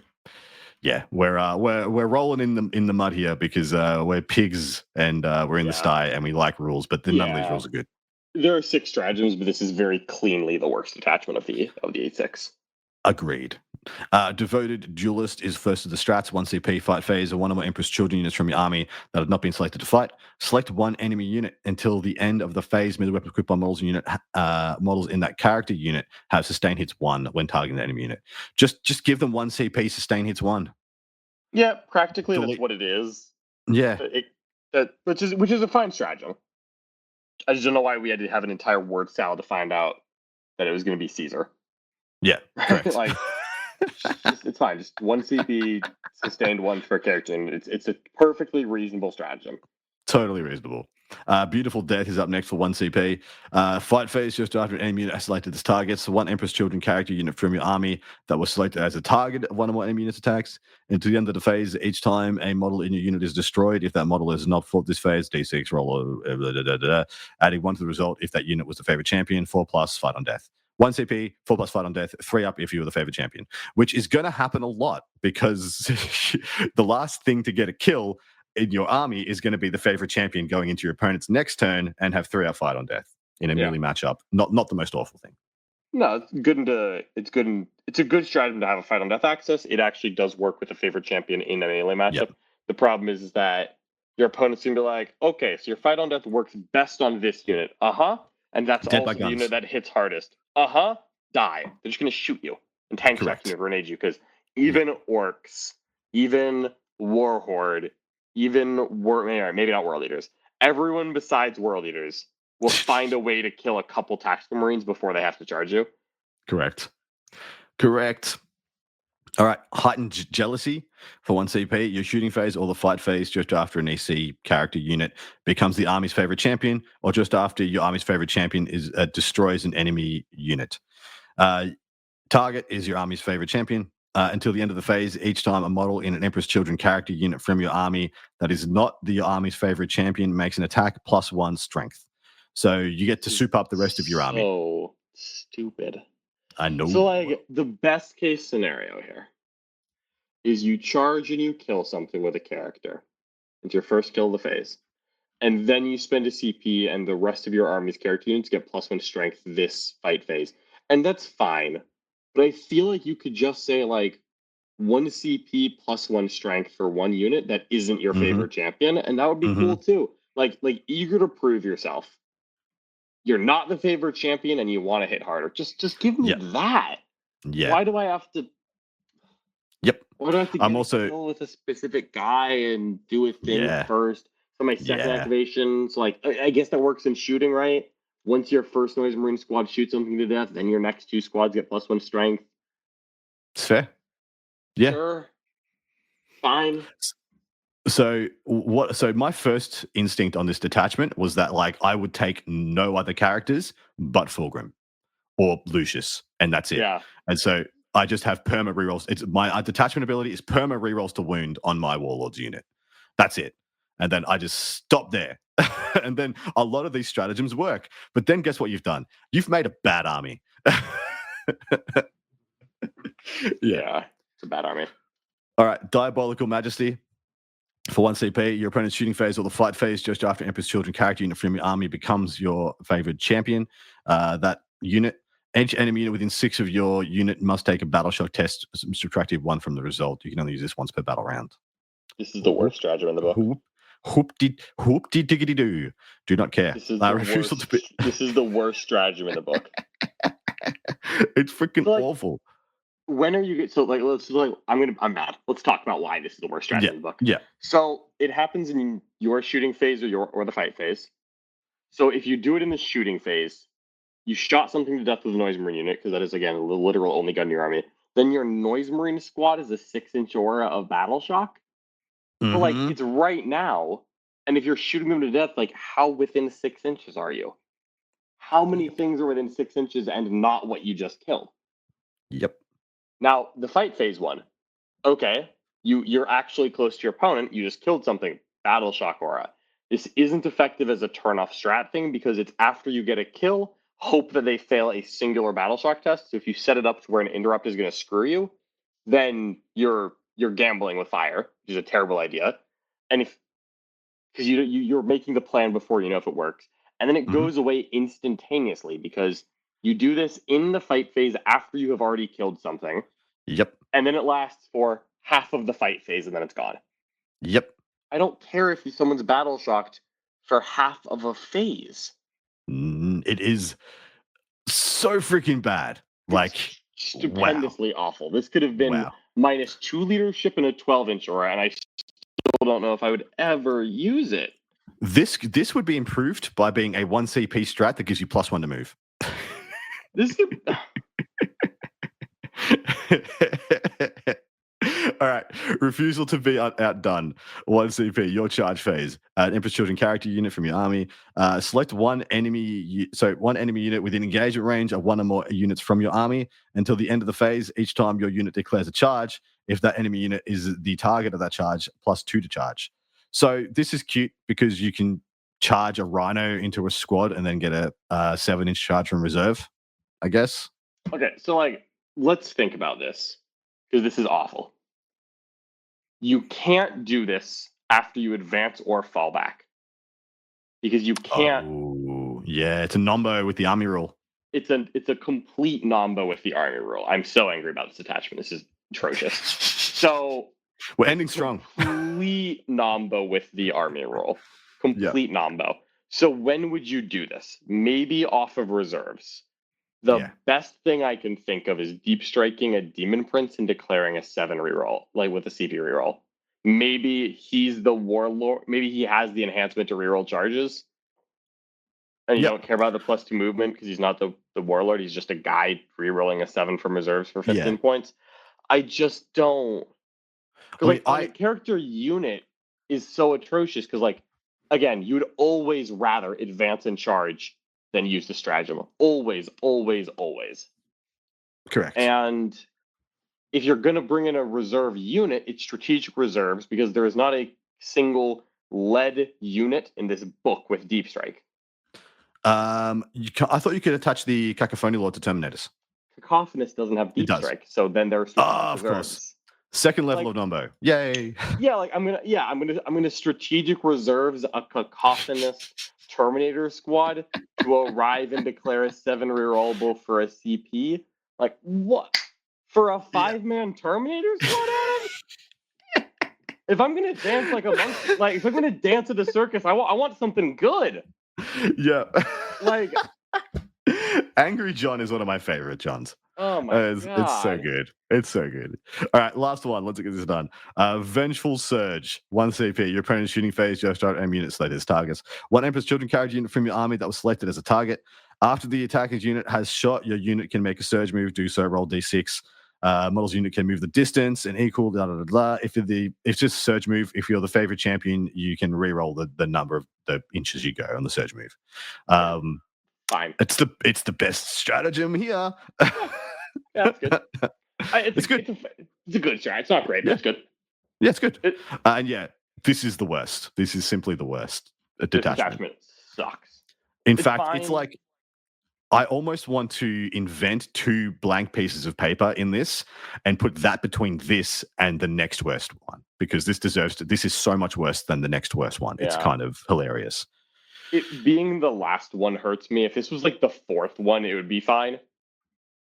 But like it being the last one was like so painful when I was reading this because like quite a few of the detachments we've covered are various levels of competitive to fun to good. Yeah, there's 3 takeable to a GT detachments in this book, I believe, and there is a pretty distinctive hierarchy on those, but I think there's 3 that you could take. And there's 2 more that are various shades of it has something going for it. Yep. Maybe not the best, but there is something going on that is interesting. And then there is one that is a train wreck disaster embarrassment. Well, you could just tell that the rules writers were given a mandate for 6 detachments, and the last one they wrote was Slaanesh Chosen, and they was all out of ideas. Someone spent a lot of time figuring out the fine balance of what the coterie points were going to be. And intern Jimmy wrote the last one, and intern Jimmy played 1 game of Hedonites in 2nd edition of Sigmar. Yep. That's it. I love it. Oh my god. It's so it's fun. Fine. There are several good detachments. You can only use 1 at a time. It's okay that not all 6 were good. It's exactly fine. Right. But I'm impressed they made 5 as good as they did, to be honest. Yeah, honestly, like the 5th best detachment in this book is better than average for a 5th best detachment. Agreed. Yep. It's way better than Anvil Siege Force or First Company Task Force or, all those forgettable ones that no one's ever played at the Space Marines. All right, let's talk about something besides Slaanesh Chosen so that I can go to sleep at some point tonight and not scream when I wake up. All right, so here we are. We're going to be going into the units, and there aren't many, so we should be able to be pretty quick. And the first one is, I believe, the one that hurts me the most because it's Fulgrim, and I got to tell you, I think he sucks. He's movement 16, toughness 11. He's got a 2-up, 4-up, 16 wounds, leadership 5, OC 6. OC 6 is nice. It comes with deep strike, deadly demise, D6, yada yada yada. He has 6 whippy whip attacks. With sustain hits 1 at 822. And then he has 12 inches, right? 12 inches. That's a gun. That's a gun, to be clear. Yeah, it is. Yeah. And then he has his melee attacks, which both have sustained hits 1. And his strike is 6 attacks at 14-3 las cannon, so D6 plus 1. And then the sweep is at 822 also with 12 attacks. And then he has his serpentine tail for 6 extra attacks at 611. Yeah. Tell us about his abilities, mate. So he has 2 abilities. He has a pick 3 like every Primarch, and then he has a one-off rule. His one-off rule is essentially like a demonic poison. After he makes an attack, he picks one thing that he hits, presumably something that is still alive, and that thing is poisoned for the rest of the game. Every command phase, you as an opponent, you roll a dice. On a 4+, you roll a dice for each poisoned unit.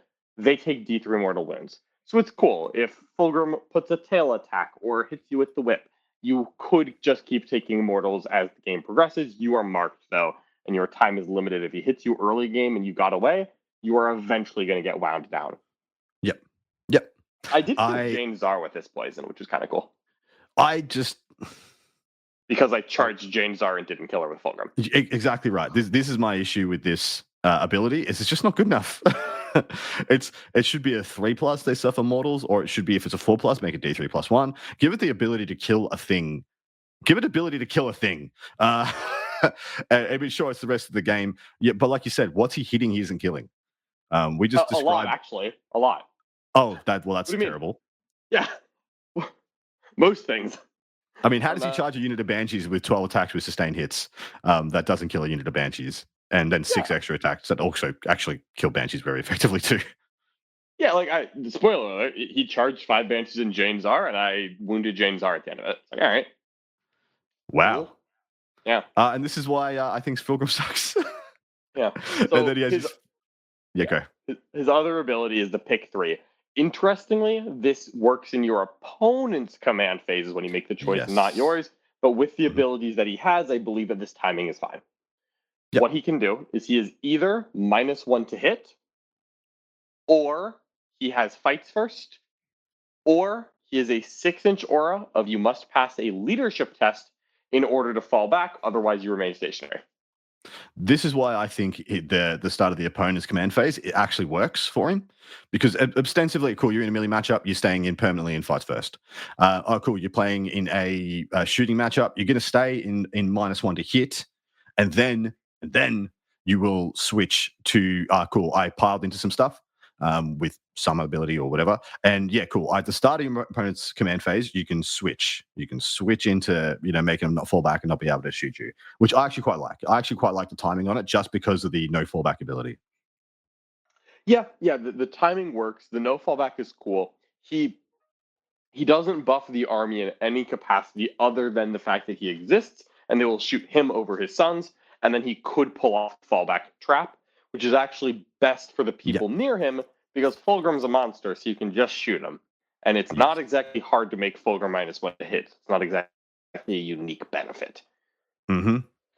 My biggest issue with Fulgrim is his points. So the actual correlation, the actual comparison is actually to the Lion, because the Lion does sweet F all for Dark Angels in the army, but he's just like a good beater as a single model. He's a good single model beater with fights first, which Fulgrim will have. And because Fulgrim has a bunch of extra wounds over the line, doesn't get the lone up ability, stuff like that, which is fine. But essentially, they're just beaters. They're just Primarchs who are beaters, and they do nothing to assist their boys. I think Fulgrim sucks, and I do not think he's great. I'll say something nice about him. He's pretty good in combat for a Mauler Fiend. I knew you were going to have me in the first half. I'll say something nice and then dunk. He's just as long as we're talking about 6 attack melee units that are strength 14, AP 3, D6 plus 1, We have several of those. We have Fulgrim and the Mauler Fiend, and they're the same thing. And you get 2 and a bit Mauler Fiends for the price of 1 Fulgrim. You get 3. 3 Mauler Fiends is 5 points more than Fulgrim. I would just keep the Mauler Fiends. 3 of them. I'm not saying they're great, but 3 is better than this 1. How many points is the line at the moment? I believe the line is a 310, 320 range. He's like just north of 300, as I recall. Yeah. And that's and Fulgrim stayed at 385 or whatever, didn't he? Yes, 315 for the line. Yeah, 385 is a little. It's not even a little. 385 is too much. Yeah. He's a Mortarion level Primarch that costs significantly more than Mortarion. I mean, even then, I don't think he's as good as Mortarion is. No, he is not. Mortarion does so much for his army, where Fulgrim does literally nothing. I'm actually genuinely really disappointed in Fulgrim, in the Fulgrim datasheet. I think it's trash. Me too. It bothers me. I'm not disappointed in Lucius the Eternal. Movement 8, toughness 5, 2 up, 4 up, 6 wounds, 1 OC, leadership 6. He has 2 attacks he can use in combat. He's got the Layer Blade, which is 6 attacks at 833, very nice, or 10 attacks at 411 with sustained. It's got precision on the strikes, the 6 attacks. He has a beautiful set of abilities. Feel No Pain 5+, Leader and Lone Up, which is not something you see very often. He can only join the Flawless Blades, and he's the only character in the book that can join the Flawless Blades. Each time this model makes an attack that targets a character, monster, or walker unit, rerolls to hit and rerolls to wound. And then at the start of the fight phase, if it's not leading a unit, it has fights first. And I'm of the opinion he's never going to be leading a unit because it's pretty much the only access to a Lone Up in this book, unless you are using 2 units to loan up one unit to loan up a Daemon Prince. Yeah. How do you feel about Lucy? Lucy is quite good. He's expensive. He's 140. He's in the Mephiston cost range for a loan up. I think Mephiston is not quite worth taking. I think Lucius is better than Mephiston. I think Lucius 100%. is worth taking. I think he's just on the right side of the line. I don't know if I'd pay 150, 160, but I think he's on the right side of the line here. He's great. Fight first loan up with built-in access to rerolls. Lucius, I'm so sorry for saying this because once I heard it, it broke me, and it's going to break you too. Lucius is a look at what the Emperor's Children Codex was 6 months ago. This is a prediction, not a statement of fact. Lucius has a Feel No Pain. He has rerolls. He has fights first. All core things that you would think of for a Slaanesh Chaos Space Marine army. Correct. Yep. You will never see them again. Yep. He sees the characters, he kills the characters. Like 6 attacks with 4 rolls to hit and wound with precision at 833. That is that's a bad and killing profile. It's just very, very good. You could totally kill a Abaddon with that, and I wouldn't be shocked. A Space Marine captain, probably dead. A squad, or Lucius can just choose and say, you know what? Instead of killing the captain, I'm going to kill all 5 of his friends right now. Yep. Like, real good options there. Lucius is great. Lucius is fantastic. I'm because he brings something that nothing else in the army has, with the Feel No Pain, with the Loan Up, with all that stuff. I actually think he's bordering auto take for me, just because he does something so unique in the army. Even if I do think I'd love him to be 10 to 15 points cheaper. Yeah, 140 is actually a little bit more than I would like, but I think I'm taking him at 140 anyways because of the practicalities of I need what he does. I don't want to pay 140 for it, but someone has to do the job. And if I don't bring Lucius, no one does the job. And I'd rather just play 1980 and have someone do the job. Yeah. Right? Yep. He's just exactly right. He's just a very necessary. All right, next up is the Lord Exalted, which is your Chaos Space Marine Lord equivalent. He's got 1 extra move. Like I said, he's got his movement 7 instead of movement 6. Still the same, all the same wounds and toughness, everything else you see on a Chaos Lord. Comes with possible Plasma Pistol or Screamer Pistol, and I'll tell you about the Screamer Pistols now. They're going to come up a lot. So you can ignore cover at 12-inch range. 3 shots at 512 with ignores cover. It's not a bad pistol. And then it's a great pistol. It comes base with the Phoenix Spear, which is their super, spicy thing. It has Lance, 5 attacks at 722. And of course, he gives the unit, he joins lethals, which is very nice. And then once per battle at the start of the phase, this model can use the ability. If it does until the end of the phase, +3 attacks and +1 AP. So he will go to 8 attacks at 732. Making a shield captain with a Guardian Spear seem like a punk. It's quite good. He's good. He's good. I like With Lance, his version. I like his version of Finest Hour. The Lance, yes, you can take a Power Fist instead, but the Lance is the one you do take. Yeah, You just do correct. take, I think, a Lance and a Whip, but Yeah. he's quite good. There's I nothing think else he's to say. yeah, I think he's You extremely good. you'll Uh, likely take several in most yeah. lists. Yeah, every list that I've designed starts with 2 of these in it, and a lot of the time goes to 3. And if you'll notice, every detachment we talked about that we liked has an extremely good enhancement for one of these guys, and or strats to beef him up even further. Yep. And make him go even more harder. Lord of the Host is the only other ability we need to talk about here, and this is very key.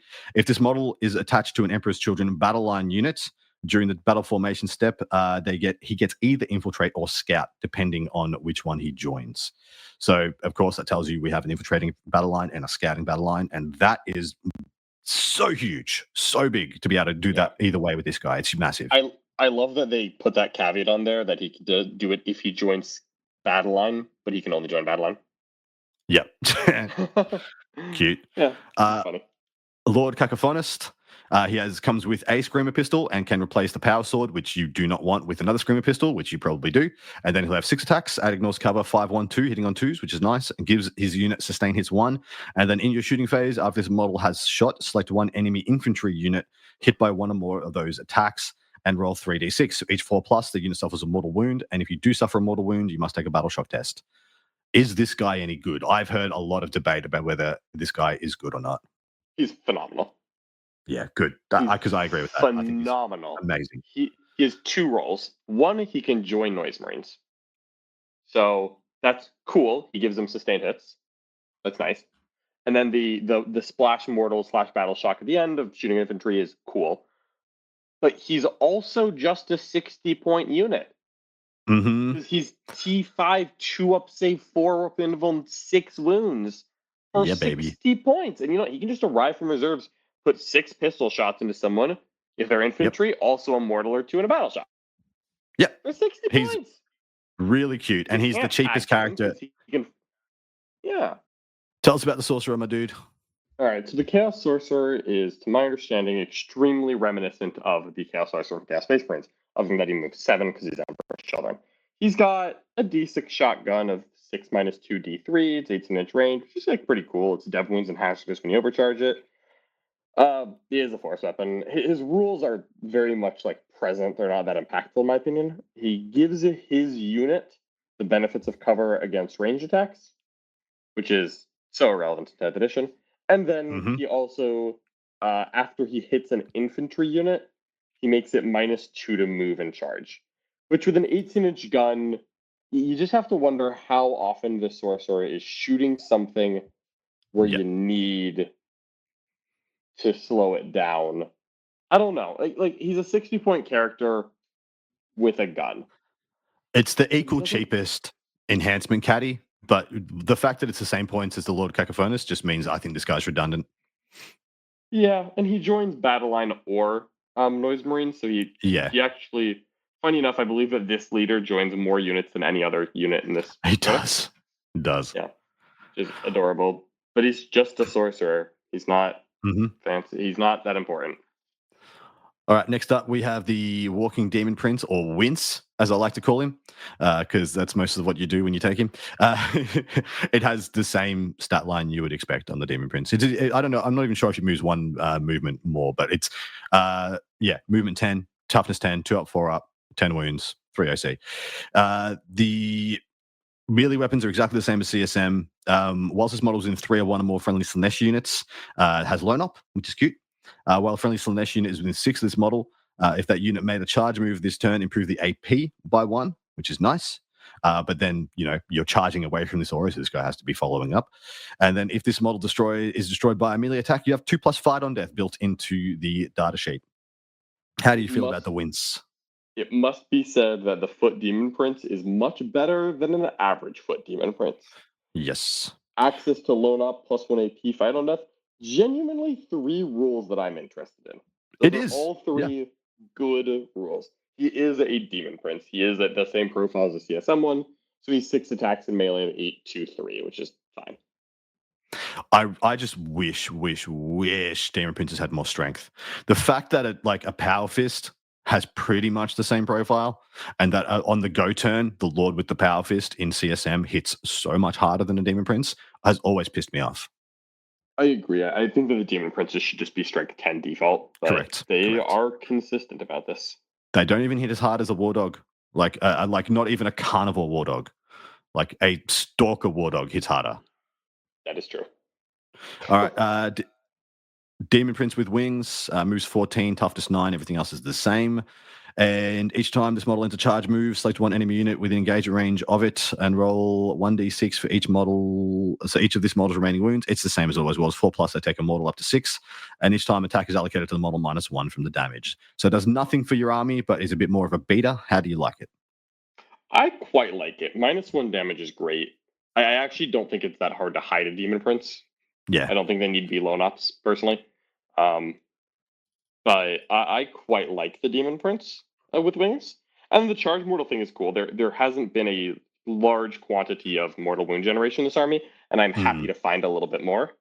Yeah. And I think I have to point out that the winged Demon Prince is 15 points cheaper than the foot one. Yeah. And for me, 15 points cheaper makes it clear which one's better. If they were the same cost, I'd be hearing both cases, but they're not. Yeah. They're not the same cost. So now one is better than the other. All right, Flawless Blades are up next, which is your Blade Guard, or I like to more compare them to 8-bound, but they're like you possessed, essentially. So they're movement 8, toughness 5, 3 up, 5 up, 3 wounds, leadership 6, 1 OC. They have a bolt pistol, whoop-de-doo, and the Bliss Blade, which is 3 attacks that hit on 2s, which is nice, which is good because usually every other possessed equivalent has, 4 or more attacks, but this one hits on 2s. 6, 3, 2. And the big deal is the data sheet ability. Tell us about it, mate. So Demonic Patrons is their data sheet ability, and this is when the unit is selected to fight, you can call upon your patrons. If you do, every unmodified wound roll of a 3+ scores a critical wound and is therefore successful. However, if at the end of a fight phase in which you summoned your patrons, you did not destroy an enemy model, not that high of a bar, but not always, you then lose a model. I think this is an incredible rule. And because of it, it makes this unit good. Because without this rule, this is a pretty lame duck unit. Because you can take a unit to 3, a unit to 6, so it's at 18 attacks at 6, 3, 2. Isn't breaking the bank by any means. Like it's, debatably killing a rhino as well. But the fact that it just auto wounds on 3s versus everything in the game, so it's anti-everything 3+, is pretty sweet. At the printed points in the back of this book at 260, these guys were unfreaking takeable. They are now 220, and I think you can make an argument for a single unit. I think. How do you feel? They're fine. I don't really like them. I don't love them. I think they are now fine though. Like they're arguably fine.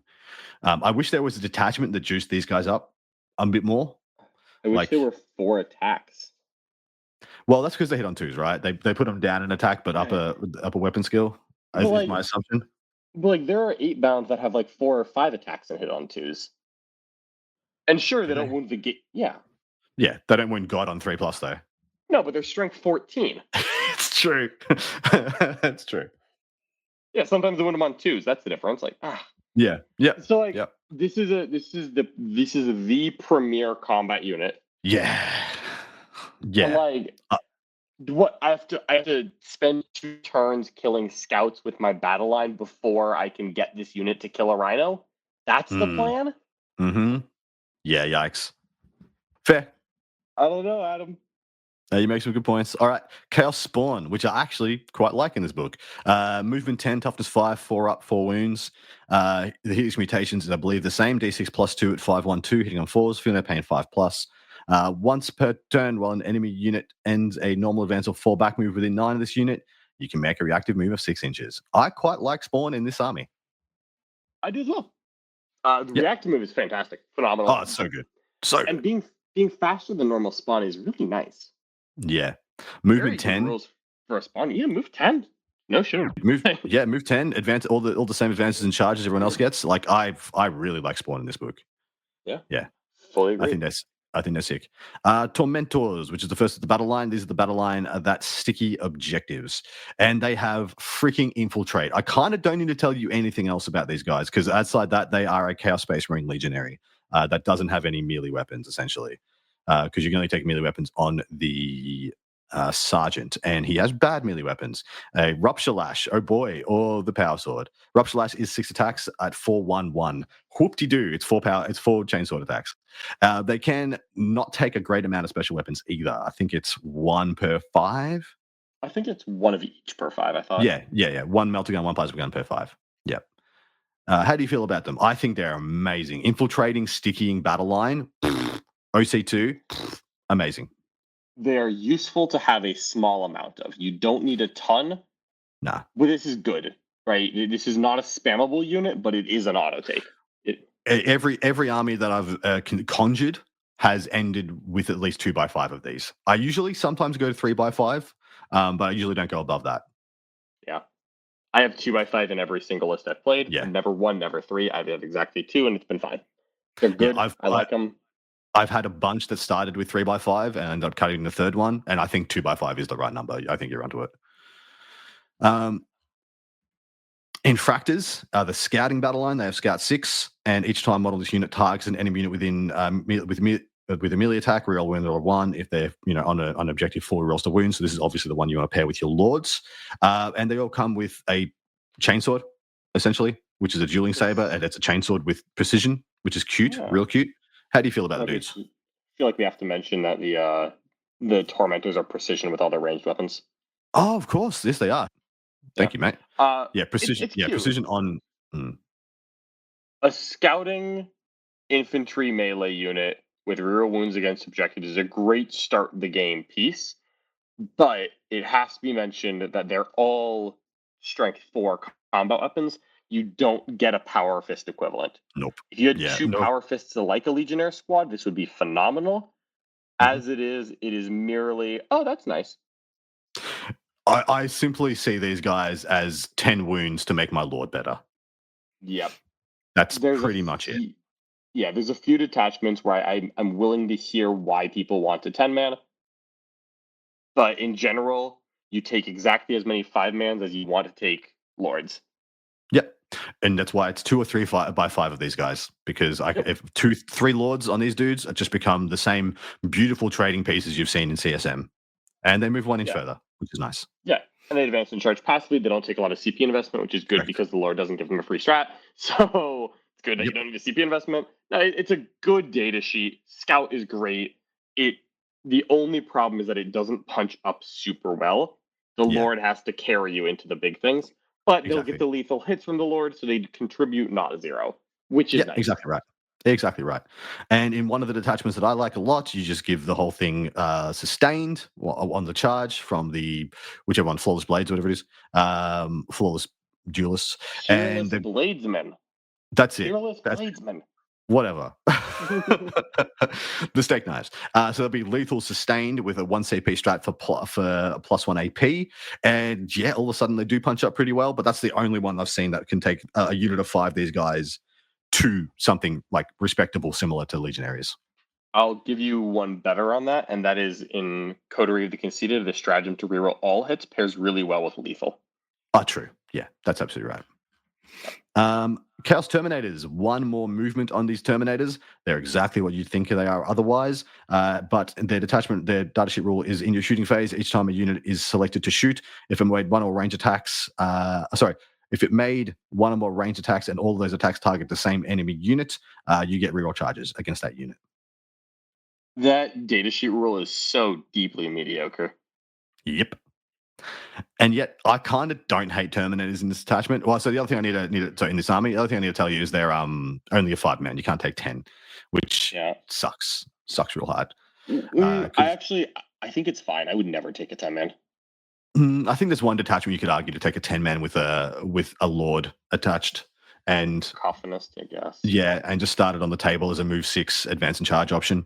And then just kind of be threatening. But there's only one detachment that makes sense to that.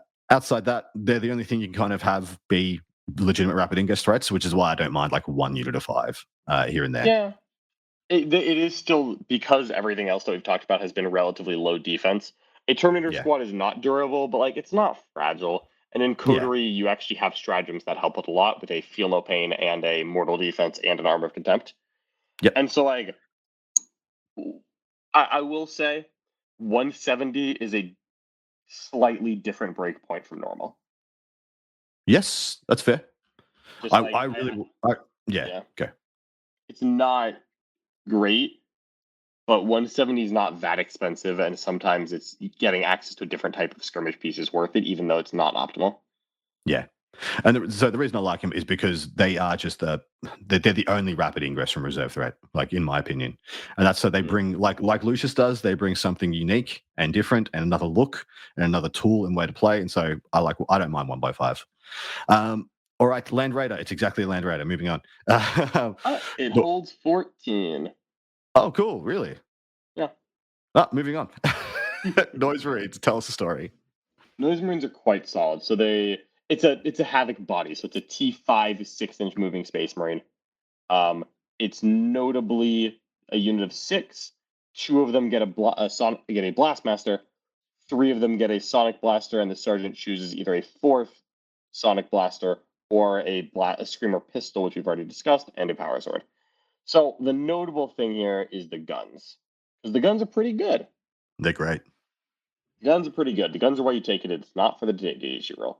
So the guns, the Blastmaster, it's different from before, and you have to get over that because you do miss some parts of what you had before. But what it is now is it's 18 inches on all profiles, and it's going to be, the solid shot is 3 shots each at 10-3 ignore cover. The split shot is 6 shots of 6-1 ignore cover. Very good profiles. You can double that shot count by just having 2 in the squad for free. And that is very powerful because that's a good gun. It's a very good gun. Very good gun. The range is what bothers me. No, I get that. Yeah. 24 would. So they got a 27-inch threat range coming out of a Rhino, which is the best threat range you're going to get. Of course, they could advance and shoot as well.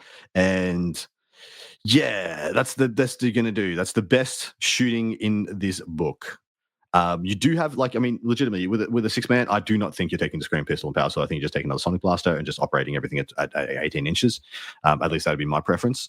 And so you have what, 12? You have 12 5-1-2 ignores covers, and then you have 6 10-2-3s or 12 6-2-1s. 12 shots at 6-2-1 is just like Eldar killing perfection. I love it so much. Yeah, there's some good stuff there, to be clear. Like, the Blastmasters are really good. Yeah. Really good. Do I wish that I could shoot them at something 24 inches away? Of course I do. Boy. Oh boy, do I wish. But as it is, I think Noise Marines are one of the best units in the book. Like possibly the best non-character unit in the book. I would agree with that sentiment completely. For some reason, the Helldrake is here. Yeah. It's made for some it into reason. the Codex. Yep. And yeah, it has the flyover, do models. It's a Helldrake. It sucks. Yeah. I believe that it is a better Helldrake than what is in the indexes, because it's like a 2-up save and +1 toughness. Correct. But it's still like 195 points for a 0 OC flyer with 1 gun. And that is bad in combat. Like 5 attacks at 7-1-2 unless you fly. And if you fly, it's okay. It does some stuff. And I'm still not excited about a Helldrake. The Mauler Fiend is here. Not the Forge Fiend, the Mauler Fiend. And then each time, of course, makes an attack. It's below starting strength +1 to hit, below half strength +1 to wound. And apart from that, it is a Mauler Fiend. I wish you got the +1 move that everything else got in this, but it is a Mauler Fiend. Yeah, if it moved 14, I'd be actually super excited for it, even just like 12. It's cool. It actually benefits a ton from the army role of the advanced in charge. It really does. Something that has to be said, and I know this from some Space Marine experience, is that people often equate advanced in charge army rules with advanced in charge stratagems, and they're completely different because of what you get to add.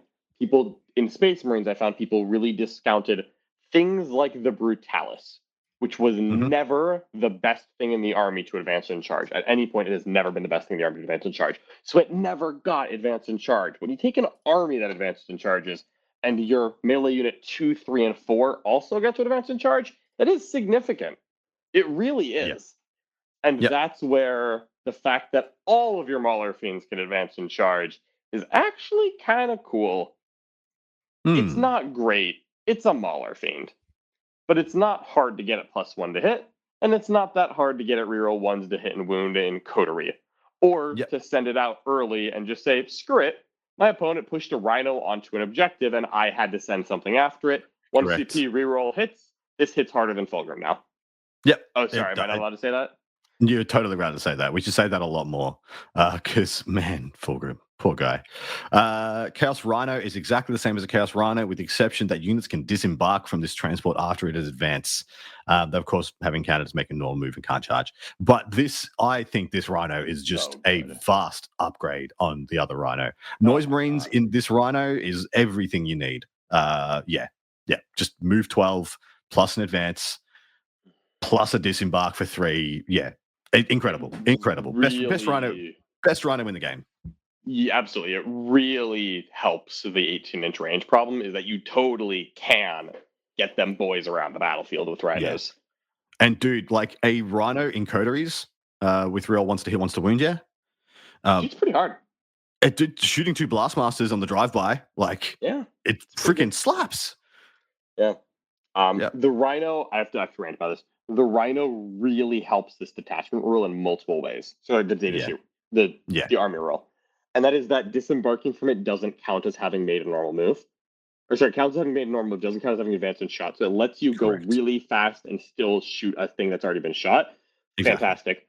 Also, it lets you change where a unit is, which is really important. Something I have done frequently is people tag a Noise Marine squad so that the Noise Marine squad cannot shoot them. The Noise Marines fall back into a Rhino and immediately shoot it. Yep. It's like it's only the Blastmasters, but it's the Blastmasters. It's the part I wanted. 12, dude. It's 12 shots at 621 plus the Havoc Launcher plus the Combi Bolter plus it's so good. I mean, in this case, I got tagged by Possessed, so I just pulled out the damage 3 ignore cover gun. I was like, this is going here too, baby. But it's All right, into the Legions of Excess that made it into this, and these are also head scratches. And so you will notice we did not read out Vindicator, which very, very easily could have made it into this book. We did not read out Cultist, which should have made it into this book. We did not read out Predator, which should have made it into this book. We did not read out a multitude of other Chaos Space Marine units that should be here. And this is the biggest limiting factor on this codex, is the sheer amount of bad units that they added and left all the good ones. There are 17 Emperor's Children data sheets. 2 of them are epic heroes. Several of them are of the caliber of the mighty Helldrake Mauler Fiend and Godhammer Land Raider. And so when you start cutting through that, and then you realize not all of the pure Emperor's Children units are that good, like Flawless Blades, not that good. They're not bad, but they're not amazing. You realize that there are not that many data sheets to play around with. And that's the biggest limiting factor here. That's the thing that's going to hold this army back. You just can't build a well-rounded force with the units that they gave you. All right, Shalaxi Hellbane is here in different. She's different now. And worse. so much worse. You can roll advance and charge rolls made for her. Doesn't have advance and charge, but you can roll advance and charge rolls. And on the hunt is, instead of having full rerolls to hit and wounds and all that stuff versus monsters and characters and stuff, she gets to pick one unit to be their quarry. And you get to full rerolls to hit, full rerolls to wound. And then when that unit is dead, you pick another quarry to get full rerolls to hit and full rerolls to wound against. So guess what your opponent's doing? Never bringing that unit near Shalaxi. And then she doesn't have a rule. Absolutely not. Adam, that's not what you do. Okay. Shalaxi, the target of Shalaxi's hatred is a 5-man ranger squad your opponent infiltrated. Because it's not worth hiding them. And because Shalaxi touched them, they're dead anyway, so that you can kill them with something else and choose later. Which is still not as good as having it built in all the time, or it's not as good as having a 5 of Feel No Pain, and it's not as good as having -1 to enemy attacks and melee. All things that she lost in this data sheet. Yep. Did she get worse in combat or anything? Yes, -2 strength as well. Okay, cool. Keepers of Secrets, also worst. No more Feel No Pain. The Aegis now gives you a 3-up armor save, which I gotta say is one of the biggest downgrades of all time. Yeah. Wow. It could have given you nothing, and it would have been the same. Who's shooting AP1 at a Keeper of Secrets? Who's shooting AP0 at a Keeper of Secrets? That a 3-up armor save is going to be more impactful than a 4+ vulnerable save. Like, it just doesn't change anything. And what else changed here, mate? That's it. Otherwise, I it is a figured. Keeper of Secrets for demons. It buffs Slaanesh units, so it does buff Emperor's Children, I believe, which is cool. Oh yeah, But that like yeah. fine. Extra AP is cute. It's nice. Yeah, actually, it's fine. Yep. Demonettes. Demonettes.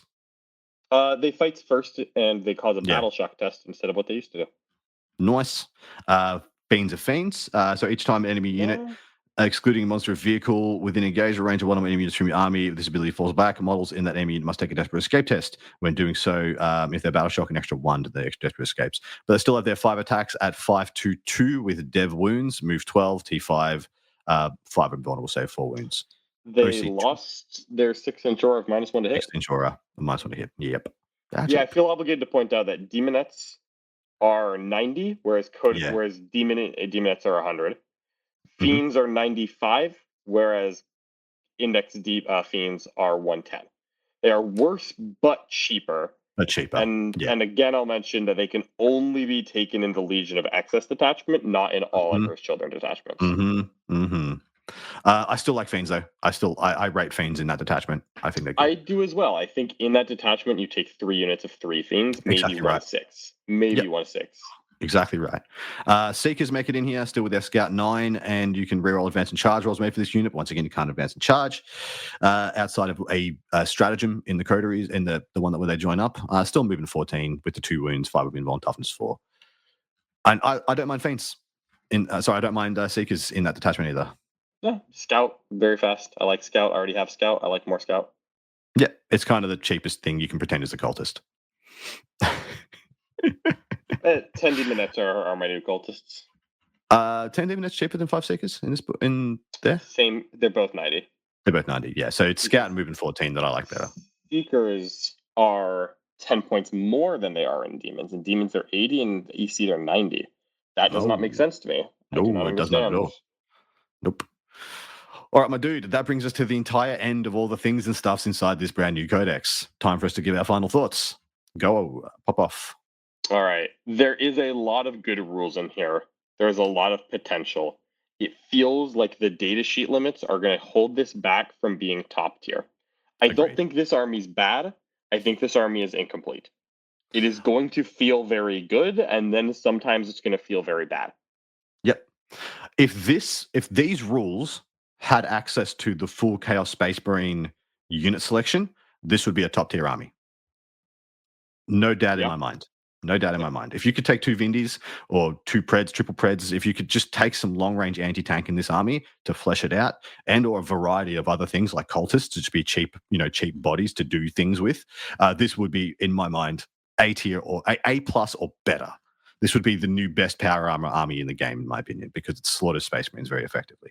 And it's good into Eldar. It's actually pretty good into Eldar because you have pressure. You have lots of pressure on MSU units that all punch up into tier 3 bodies very well. As it is, I think there's going to be a pretty thick ceiling on the potential of this book. Yeah, it has a really big problem with high defensive units. You just run into 6 Sagittar Votan and you're like, I can't play. Because toughness 10 is where the noise marines can't crack a transport effectively, and all of a sudden you're like, this army doesn't do anything. Also, unfortunately, high caliber saves difficult to crack as well. There is no there's very little ignore mods. What is there is a 1 CP ignore hit and wound mods, which doesn't work on a turn you get out of a transport. And there's nothing to ignore AP mods with, again, a moderate AP army at best. And there's nothing to ignore damage mods with an army that is generally damage 2 and 3. Mostly 2. There's not a lot of damage 3. This is why I make an argument for. This is why I could see there an argument being 1 unit of Flawless Blades, because it's legitimately the only AP3 access, like as standard, without enhancements, without stratagem use. It's the only thing that comes like AP3 printed on the freaking sheet. I'm just thinking that like a Footprints and Footprints and Lucius and my Lord Exaltants are going to get my AP3 needs. My biggest problem is that like damage 2 is something I can leverage in spades. I don't need more damage 2 because 3 Flawless Blades doesn't kill a Deathwing Knight. It's true. It doesn't kill a Deathwing Knight. Yeah, what in this army kills Deathwing Knights? What in this army handles a unit of Wardens with the 4+ feel no pain? Nothing. No, I wait a turn. Yeah, you run away and you come back later. Very Emperor's Children of you. Anyway, all right. Done it. Rankings and ratings time. How happy are you, and how happy do you think Emperor's Children players will be with this book out of 10? Oh, Jesus Christ. This is so hard to rate. I love the flavor of the printed rules of the army rule and 5 detachments. It's very flavorful. I can tell you that it's very fun to play with. I can also tell you that I really want cultists and predators and vindicators. I don't care if my cultists are generic cultists or if they're expensive cultists with power swords for hands that have done cocaine. Give me so much cocaine. Give me something that has a 5-up armor save or worse and costs less than 70 points. Yep. Agreed. Dude, you just add cultists and vindies to this. My God, to me, this would be a 9 out of 10 book with cultists and vindies. As it is right now, I got to give this I give this a bunch of points for flavor and feeling good. They did great capturing the spirit of Emperor's Children. They did a really freaking good job. It's going to straight up lose 1 point because Fulgrim's shit. There's my one swear word for leave it in, Seamus. He's shit. They lose a point for Fulgrim not being like Magnus or even he's not even worthy to stand close to Magnus's shadow. He is the worst he gets in the game. He gets to stand in Mortarian's shadow. And what a statement. What a statement. Yeah. And it loses points because, it's not a fleshed out selection of units, but it gets a bunch of points for I'm going to give it 5 points for 5 takeable detachments, and I'm going to give it 1 more point because I love how well put together some of the things like the Noise Marines and the battle lines are. So 6 out of 10 for me. 6 or 7 was where I was thinking. It has a lot of cool things. Again, I've played a few games with it now. It is very enjoyable on the tabletop. I have won some, I've lost some. It is very fun. And that is better than being good and boring. Agreed. I would much rather be happy and excited to play my army and have some good and bad matchups than just feel stale, boring, and not feel like playing it at all. How strong do you think the strongest possible list you can make with ECR and the competitive tier list? Day 1, B tier. Agreed. B plus maybe? Yep, I'd put it B to B plus. It has some good things, but an army that just gets, in my opinion, it has too many absolutely not matchups. If someone just drops 2 land fortresses, 5 Sagittars, good game. Yeah. I brought 3 Rogal Dawn tank commanders, deployed them on the line, and pushed them at you. I don't think you can do anything. Yeah. The one time I wish I had Fulgrim. Yeah. The one game you wish, or 3 Mauler Fiends. Yeah. All right, that's going to bring us to the end of this very long episode. But this was a codex where it was I could have done 2 weeks, but 2 weeks would have felt unsatisfying, and 1 week would have possibly felt too long. So thank you very much, John, for sticking in there and doing the too long version of my choice of how to do this one. Much appreciated. We're going to go and record part 2, which may be a little bit on the short end because I got to go to get to the dentist and get a tooth ripped out in an hour and a little bit. So hopefully you'll join us there. We're going to be talking about John's 5 games so far with this book, what he has played, what he's loved and not played. We're going to rank these detachments based on how good we think they are and how takeable people will probably find them. And we're going to talk about some matchups. So come and join us there in addition to answering all our Patreon questions over at Art of War Down Under over on Patreon. Jean, anything you want to plug? As always, if you're here, you probably already know about Art of War. Make sure you check out the Art of War YouTube channel. That's where we're going to have some more games, tier list, Emperor's Children content, as well as the Art of War Worm, the worm.vhx.tv. Lots of games in there as well. Lots of discussion in the Art of War Discord. Thank you very much. Beautiful. Enjoy the song, guys. Take care. Look after each other. See you on the other side.